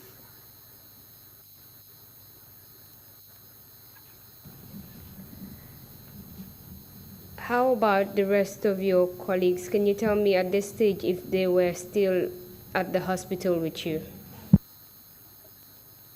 Yeah, I think most of the students were downstairs. 6 and 7 is upstairs, and I believe 3 and 4 was downstairs. And I believe majority of the students at RBH were in that ward 3 and 4. I know Sani was there, and I think Abdul Karim and Lamin Toure, they were among the students who were in that ward, I think. After the doctor performed this surgery, were you well enough to go back home? No, unfortunately, far from it. Um, it minimized the excruciating pain I was enduring. Um, but no, I could barely walk. I could stand upright. Um, and I had my stomach was open for the second time. And just to go back real quick, when I was at ICU, I didn't even know I was also soft arm. I saw the nurses when I was at ICU dressing my left arm. That's when I knew that something was wrong with it. I was wondering why. I was thinking. I mean, I was shot in my stomach. I mean, what's wrong with my hand? Why they keep dressing my hand? Obviously, at this time at ICU, I was in a very fragile state. I was fighting for my life. But eventually, I came to learn that I was also shot on my left arm. Fortunately, the blood penetrated clean. It just went through skin. Mm, yeah, So, in fact, you had two bullet wounds, one on your hand and the other one in your stomach, correct? right. Yes. During the time you were at RVTH, were you at any point discharged or asked to go back home? Incredibly, yes, and very prematurely. Uh, when I was asked to go, when I was being asked, or at least when a doctor from Cuba, I was told from a Cuban doctor, was trying to prematurely discharge me from the hospital. I did not even have my second surgery then. Um, and very quickly, I learned that it wasn't because of a medical decision. It was because they were trying to create rooms to admit some other patients. And it wasn't only me. There were some other students too who they were trying to discharge. And I say prematurely because it was a cause and effect scenario. They were trying to discharge us, or some of us, to explain it better because I later came to find out that the Gambian soldiers were being trained by some Guinea-Bissau soldiers on mortar firing.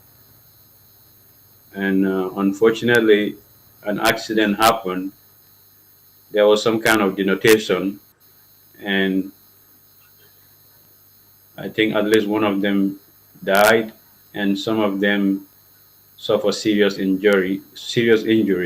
Shrapnels hit them. So when they brought them to RPH, uh, that time the hospital was full of students, almost out of capacity because of the April 10 and 11 incident. So to make room to admit these soldiers, they tried to prematurely discharge some of us. And I look at it as if the soldiers' lives were more valuable than the students.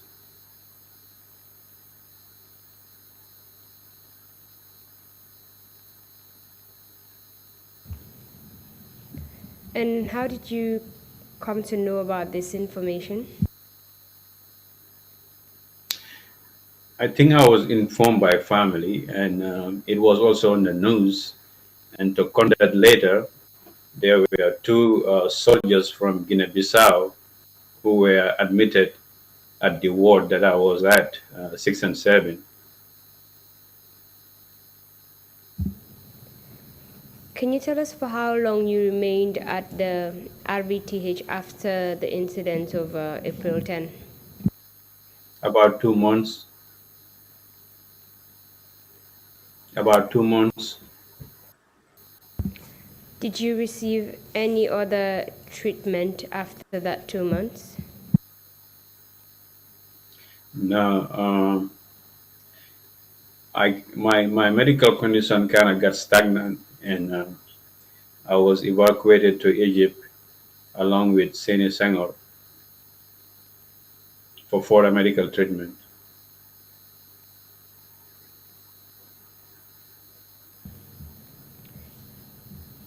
Can you please tell us what you mean by your medical treatment got stagnant?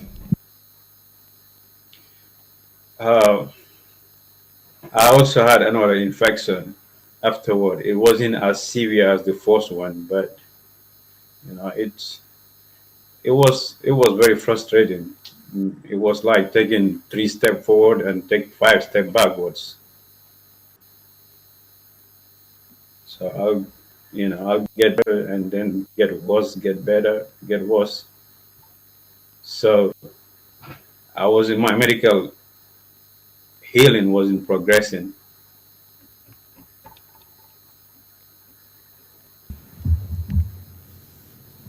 When you were transferred to Egypt, did you have any adult that accompanied you to Egypt?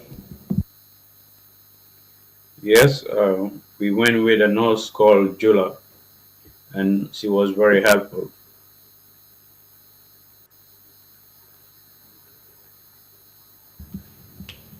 Aside from the nurse, did any other medical personnel follow you to Egypt? No, from the best that I can remember, I went with Seni and Jula to, to Egypt.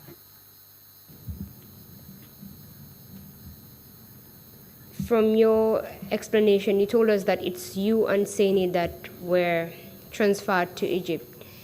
Can you tell us why you and Sani from the lot that were injured?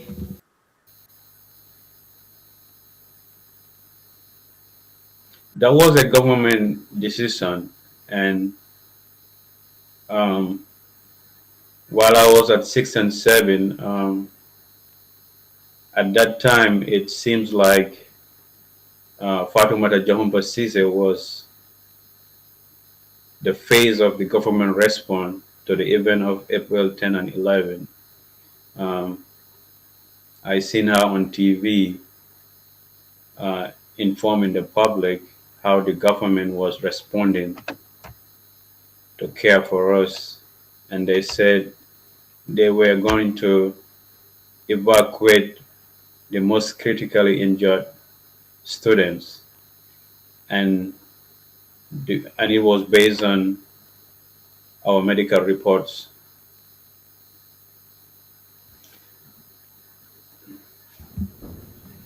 Since we are running out of time, can you please briefly explain your experience in Egypt? Yeah, in Egypt, when I get there, uh, I started the treatment, and fortunately, with the medicines and their treatment, I responded very well to their treatment. I mean, very quickly, uh, my infection was gone, and I was able to walk over time. Normally, stand upright and walk upright. Prior to that, I couldn't do that, and they thought I would need a second surgery, but luckily, I didn't end up needing it. Uh, but I was recovering, taking a bunch of medicines daily, along with Sani and Yusufa. After a month, our doctor, a wonderful doctor, a wonderful human being, Dr. Baha Corona, he's an Egyptian. He told us that um, he's having problems getting in touch with the authorities in Gambia, the government, or whoever on behalf of the government. And they only paid a single month for our medical treatments. And he's trying to get them to pay our subsequent medical bills. But he was it was to no avail. Uh, Fortunately for us, um, they didn't send us out of the hospital either directly or indirectly. They kept us there and continued the treatment while he was trying to get the Gambia government or the representative on the government behalf to make the payment, to make our payments, and rightly so. But that never happened. Um, it was a little bit tough. Jula was there with us for like a week, and she left because that was what was prescribed to her by the government and her air ticket.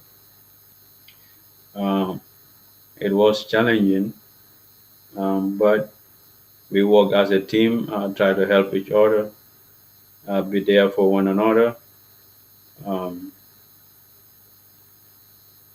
I was the most mobile out of the three. I'll try to do what I can as much as possible to help, especially with Yusufa. He was shot at the neck, like I said earlier, and he was paralyzed, and he was almost 100% dependent. What, or at least what I feel like he needed was 100% care, and nurse be there almost round the clock daily to provide adequate care for him. But that wasn't the case. Uh, Eventually, I think about maybe a month or maybe, yeah, about 3 months, little less, uh, we end up departing Egypt to go back home. So, Apart from the support from the government, did you receive any other support outside?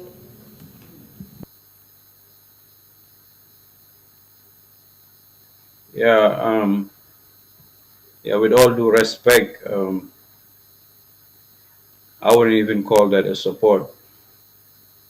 And I know you don't mean no harm, but it was their obligation. But yes, we did get support from very kind and generous Gambians, especially the ones at the diaspora. Few of them will call us, and I understand that they were making donations to send it to us. Um, and also there was a Gambian that came to visit us, and he was the only person. Um, and I believe his name was Omar C. At that time, uh, he told us he's a CAF official. He came for a meeting and he knew we were there, so he came to visit us and gave us some money to support. Can you please briefly describe your journey back home to the Gambia? Almost a nightmare. Um, we didn't have enough money. The money that we get from the Gambian diaspora, I think, you know, the money I was holding was about $100, and at the airport, seems like you're having trouble hearing me. Can I go ahead?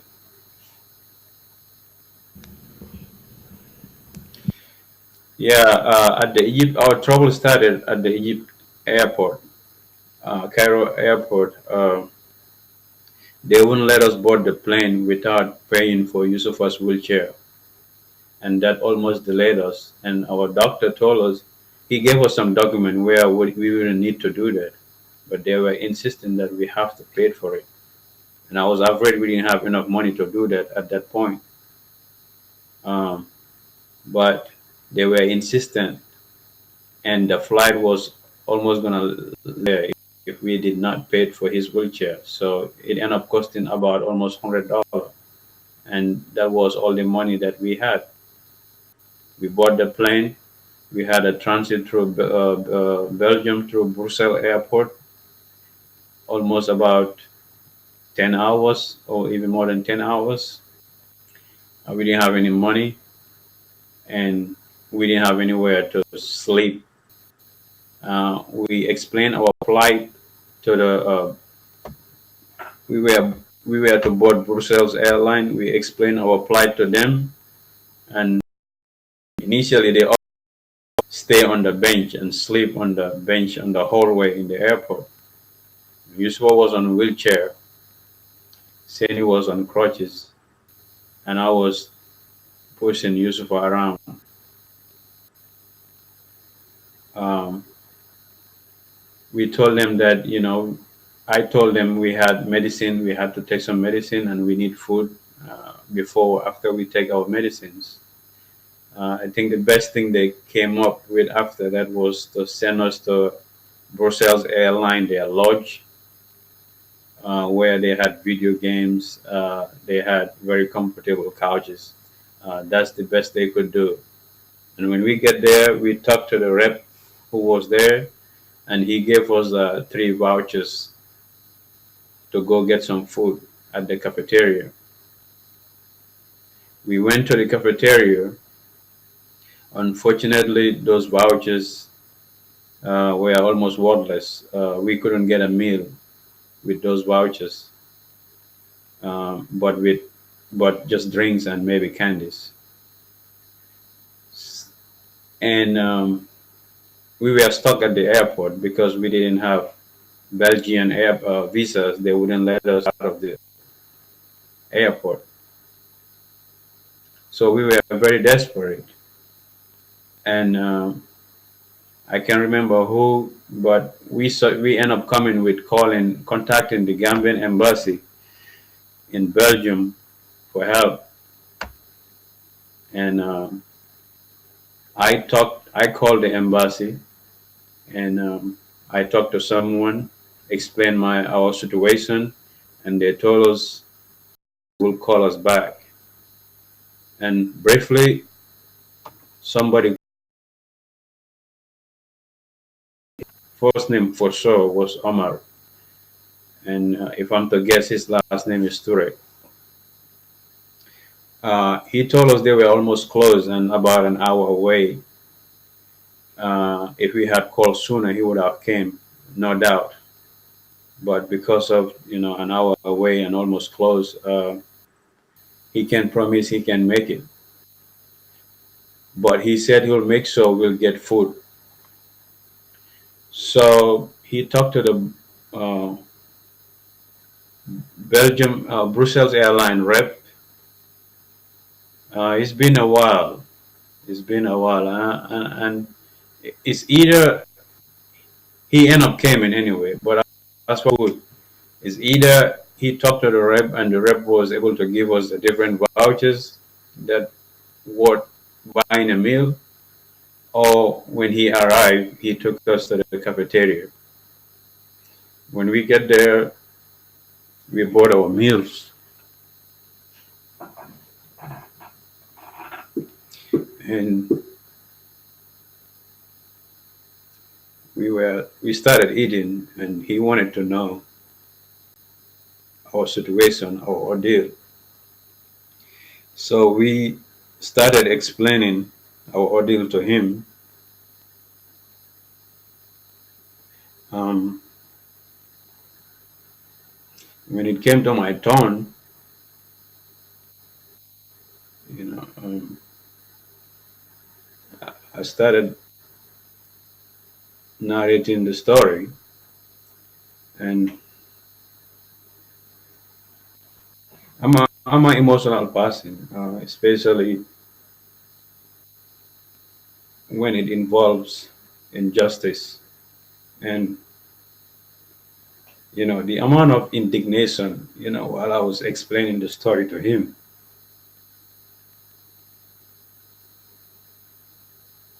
broke me down. So I couldn't even eat anymore. And he begged with me to continue eating, but I couldn't.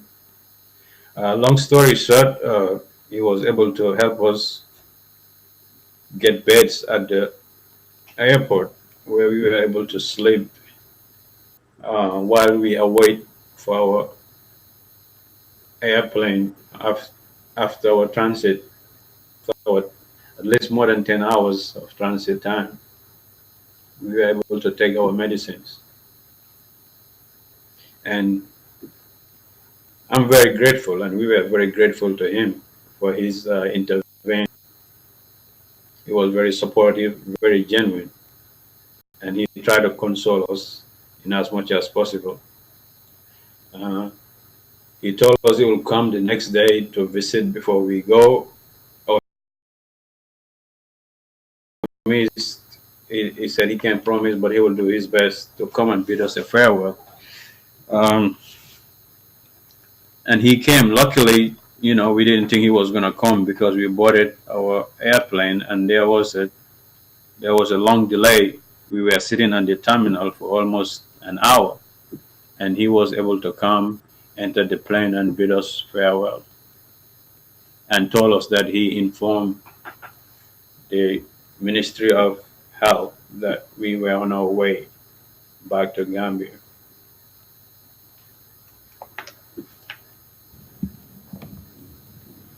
Do you know who provided your air ticket back to the Gambia? I think the government did, but what they did, I think they bought our tickets in both ways, to and from. As far as our returning trip, it was up for us to select a day, but the ticket were reserved, in other words. I went with Dr. Baha uh, to book those tickets. He took me with him.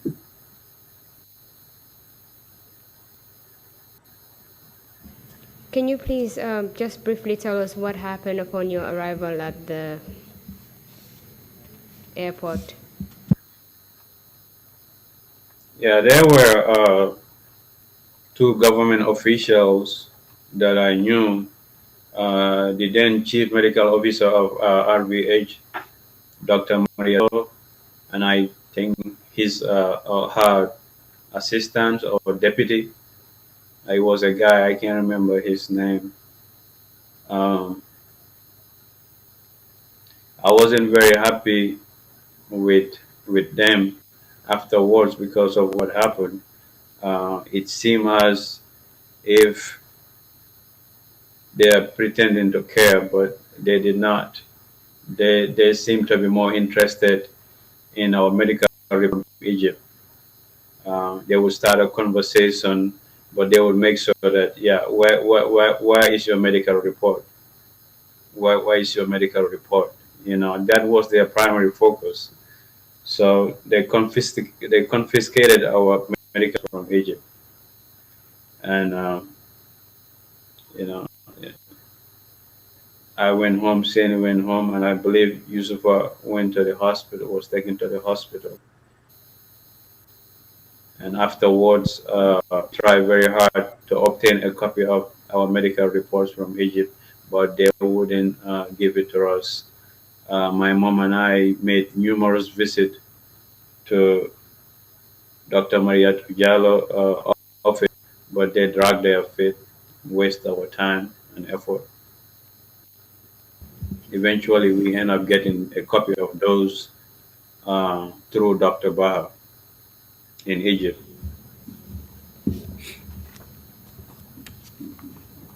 I received a picture of you, Saini, and Yusfa while in Egypt. I shared the picture with you, and you did confirm that the pictures were taken in Egypt. I just need you to look at the pictures once again and confirm it so that I can put it in exhibit.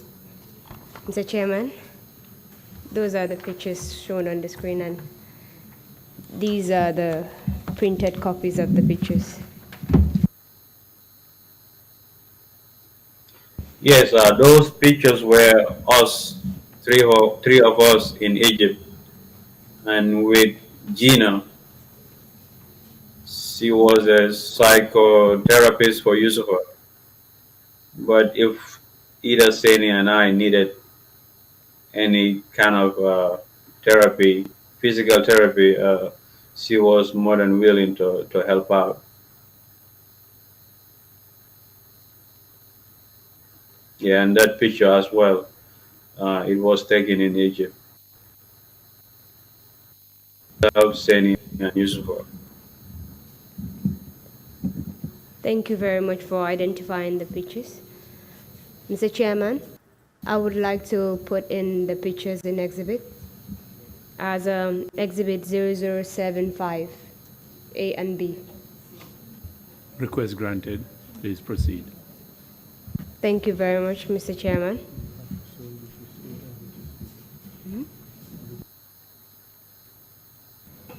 You have clearly identified these pictures, which is 0075 A and B. And these pictures clearly show how young the three of you were when you were in Egypt all by yourselves. Can you please confirm the age of yourself, your age, Sainis and Yusufus? I can certainly confirm my age. I was 17. I can confirm either Yusufa or Seni, but I think they were 17 as well. Thank you very much. You have explained in detail your personal ordeals and the injuries you suffered. Can you please tell us what impact the incident of April 10 had on your life even after the medical treatments you received?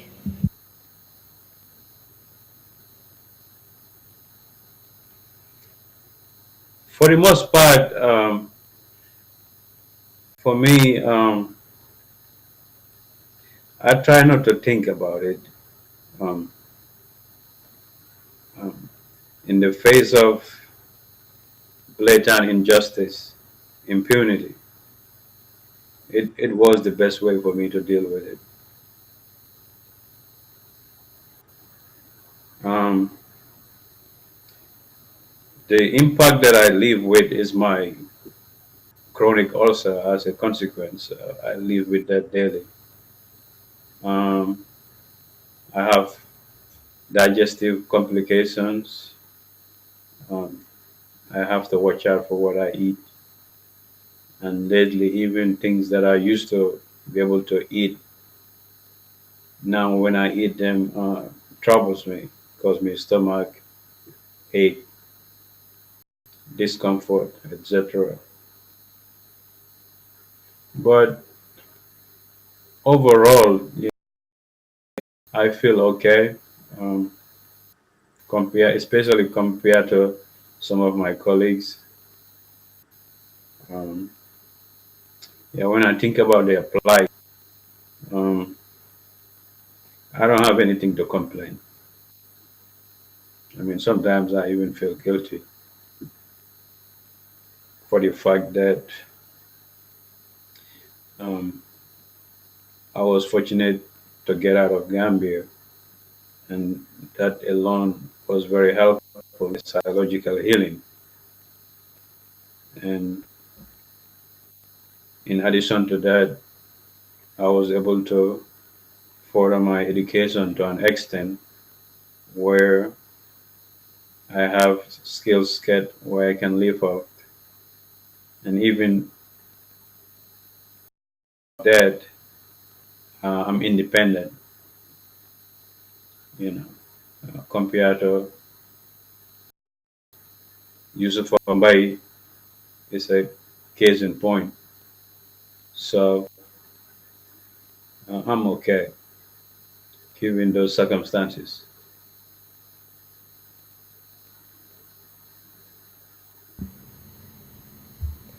And who do you feel is responsible for what you and some of your colleagues have been through?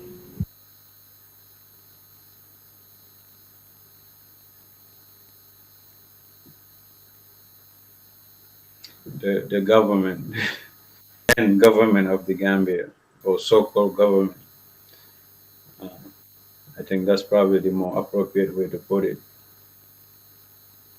because I think a true government would never not only cause us the harm that they did to us, innocent school children, but after the aftermath, the politicking that they were doing um, to make themselves look a little better, it's just absurd. So the government is responsible. The just the paramilitary, they were acting on their behalf. They are also responsible as well, was as an entity ultimately.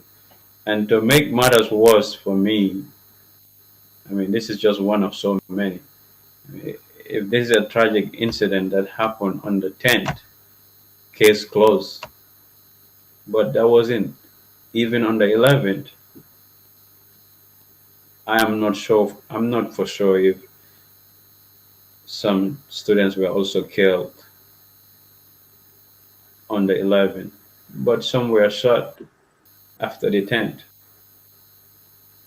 Seni Senghor was shot on the 11th. So can you even begin to reason with that, let alone try to justify it in whatever ways?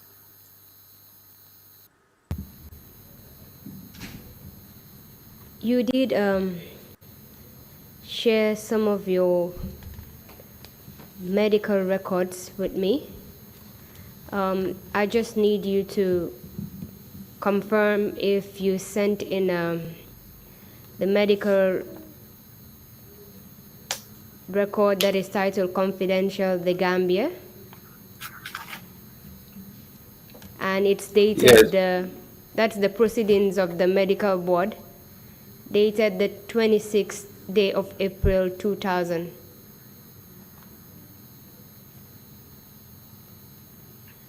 Could you provide me either the fax number or the telephone number on that report?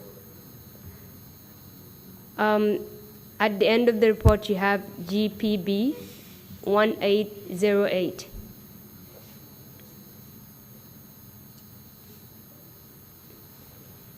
And it's signed by Dr. Nawar. Oh, I'm sorry, I was looking at the wrong thing. Yes, that's accurate. You also shared with me the medical report signed by Dr. Ebel Haditaha with reference number REFHE 2000. Yes, that's also accurate.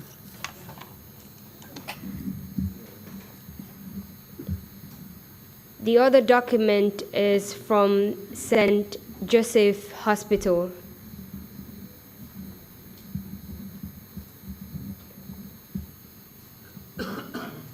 Yes, could you provide me any reference number on the document?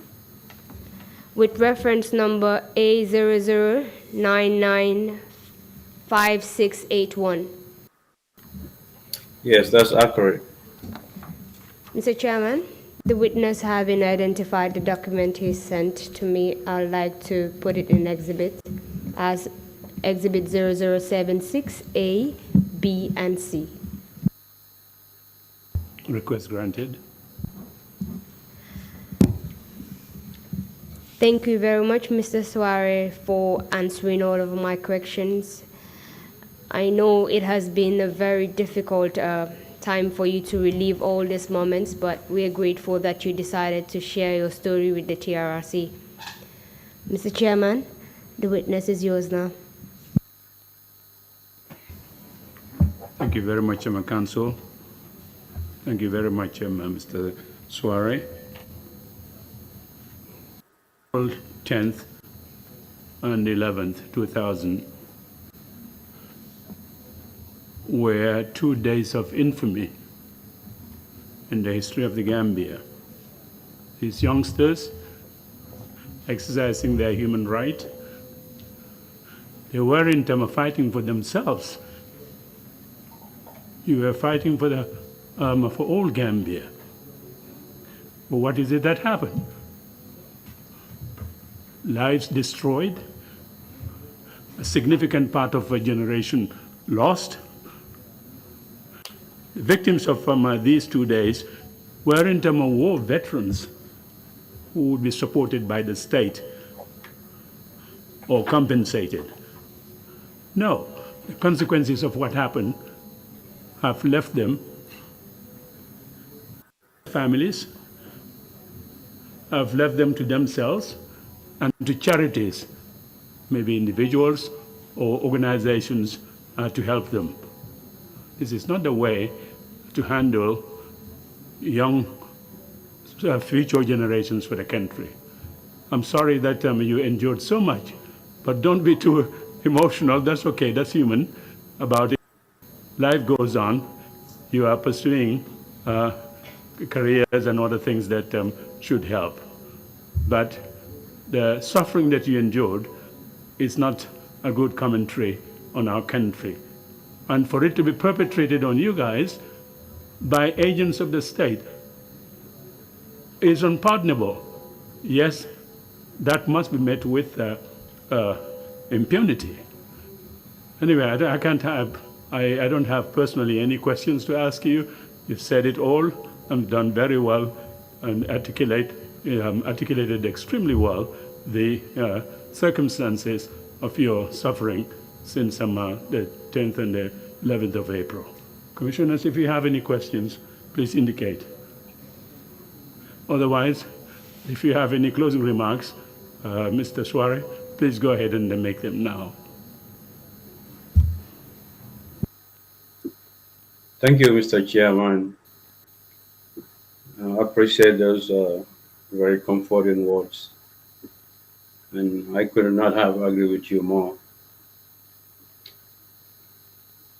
But I have to warn you first, how much time do I have? Otherwise, I may, wow. Go So ahead, how much exercise time your do I have? judgment. We trust you. We owe it to you to give you the time. Thank you. Appreciate it. I'll do my best to be reasonable. There is so much to be said that can be said in so little time. But first of all, and most importantly, I want the government, and I'm urging the government of the day to please come out and do the right thing immediately for the suffering victims of April 10 and 11, and indeed all the victims of the murderous regime of Yahya Jammeh.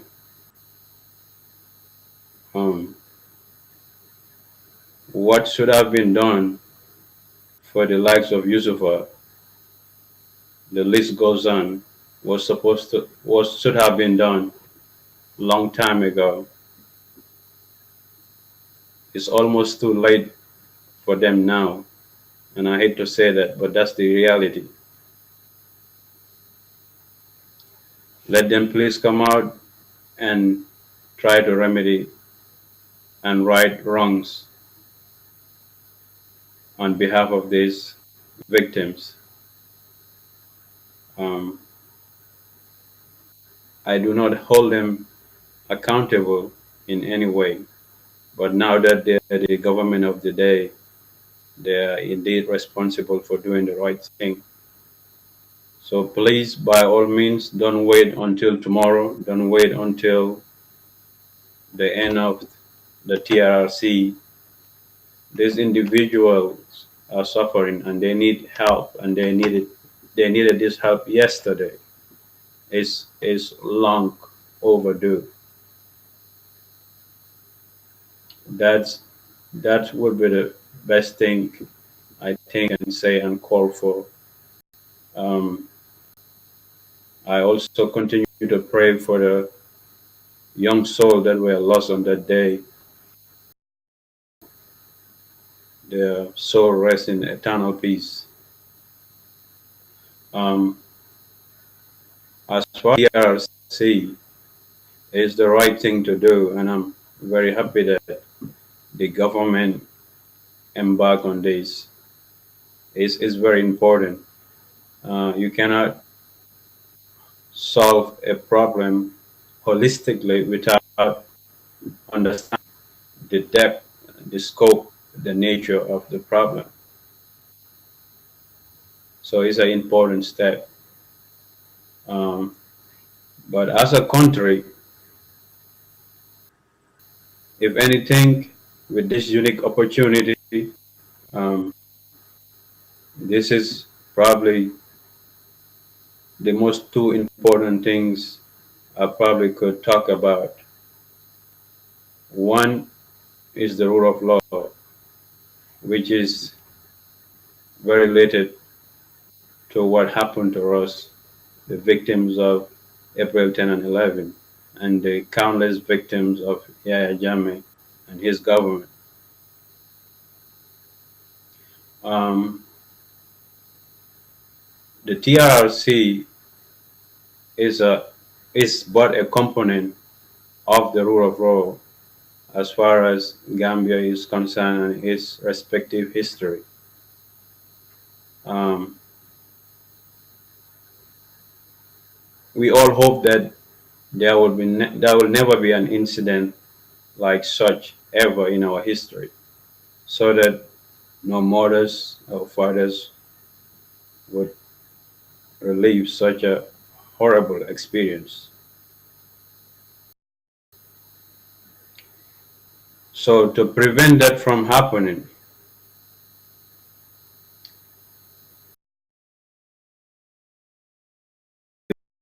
our government, they need to make sure they invest in rule of law. After Yahya Jammeh left at this point in time, by now we should at least have or almost have a police academy with adequate resources to train would-be or potential policemen, give them the adequate training that they need, give them the adequate resources they need. That way, before you give them a deadly arm to go out and police citizens, especially in our case children, they will be they will have the required training and the resources to deal with the students appropriately. Unless and until this is done, in my opinion, we risk reliving our unfortunate history. And it's evident that since after Yahya Jammeh left, there are some incidents that reminisce of April 10 and 11. He was a huge problem for the country, but he wasn't the only problem, you know. So to completely get rid of the cancer in that country, rule of law have to be taken care of accordingly and appropriately.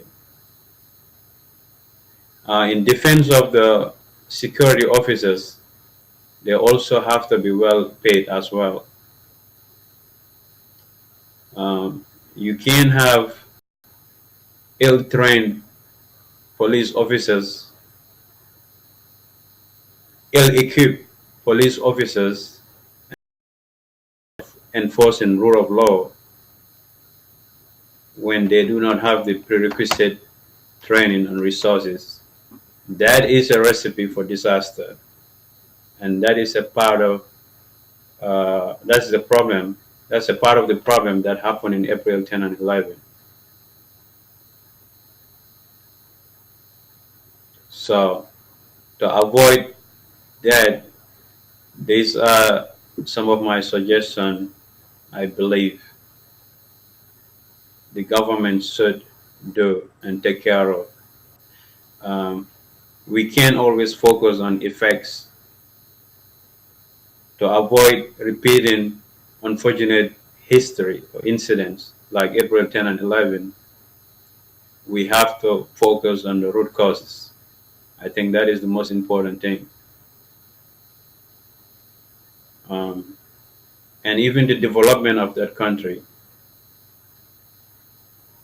we will never develop or achieve what we aspire to as a country if we don't, if the government, if we as a society do not have the proper law and enforcement in that country. It's a must. In the absence of proper law and order in that country will never develop because of the consequences it comes with. In my limited wisdom also, I will suggest the police, since their primary function is law, I think it's best for them to be under the Ministry of Justice instead of the Ministry of Interior. I think they will be in better hands being managed by professional legal experts instead of perhaps what I would call professional politicians. And the other part is making sure the Ministry of Justice are given the adequate resources. That way, the kind of rule of law that we all want, which is in the best interest for everybody, for the country, we will get.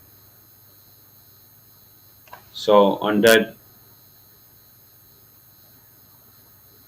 area, that's what I'll have to say.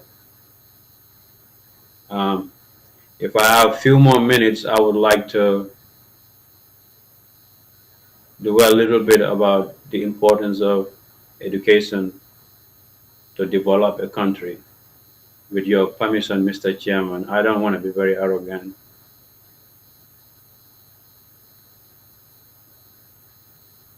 Please go on. Okay, thank you. The other important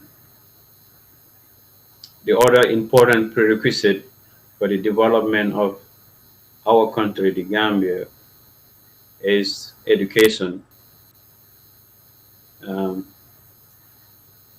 Most of us, if not all Gambians, we want a better Gambia, a developed Gambia, like the sign in city on the hill. That's what we all want. We may disagree about how we go about it, but that's what the rule of law and education is a must. We have to get those two right. If we do not get those two right,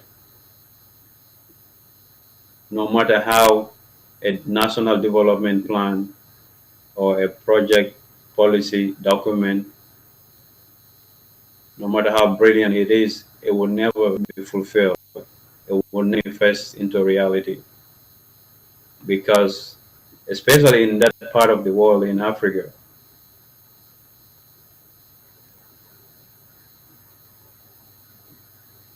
we are not going to develop if we don't develop our own country for ourselves. How are you going to develop if you don't have the prerequisite to implement that development? You know, looking back in Gambia as a kid, as a young man, I would hear often, oh, Gambia, we don't have natural resources. We don't have natural resources. We don't have oil and diamonds like other countries. And I couldn't disagree with that further. I think that's a very misguided notion, and I'm mentioning it here because it's very common to hear, at least when I was there. The number one and most important natural resources is human resources. So, and for our country to get the human resources, it has to come through education. And I hope there are great programs by the government, and very soon that will be implemented so that we can develop the adequate human resources that would enable the development of that country. Arguably, for me, I think we are a million times better not even having natural resources, like some people would say oil, diamond, you name it, human resources.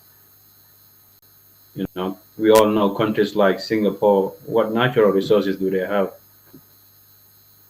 as far as what's on the ground? Hardly any, but they do have the most important natural resources, which is human resources. And you're not going to have that if you don't have the appropriate education system. I hoped and I wished the University of the Gambia, um, within a very short period of time, will get all the resources that they need. That way, when you go to the university, faculties, especially when it comes to STEM, you go in their labs and you'll feel like they have all the resources needed to develop the prerequisite talent and knowledge that will develop that country. With that, I hope even University of the Gambia could become one of the best universities in Africa. So it's not a coincidence that the more developed, the more educated a nation is, the more developed they are. It's not a coincidence. So with that, I will end my note, and I thank you all for your kind attention. And I would like to commend the important work that you guys are doing. And I would make a quick suggestion that at the end of the day, when you guys are done with your very important mission, I hope that the government would also institute an independent oversight committee to make sure that your recommendations are entered to the letter. It will not become another report, a recommendation that is laying in the decks of a person and waiting in dust, being covered by dust, like some of the commission's report. Thank you very much. And if I may have said something inappropriate, I apologize as a result. I'll blame it on the raw emotions. Thank you. Thank you very much, Mr. Suware, for those very wise words indeed.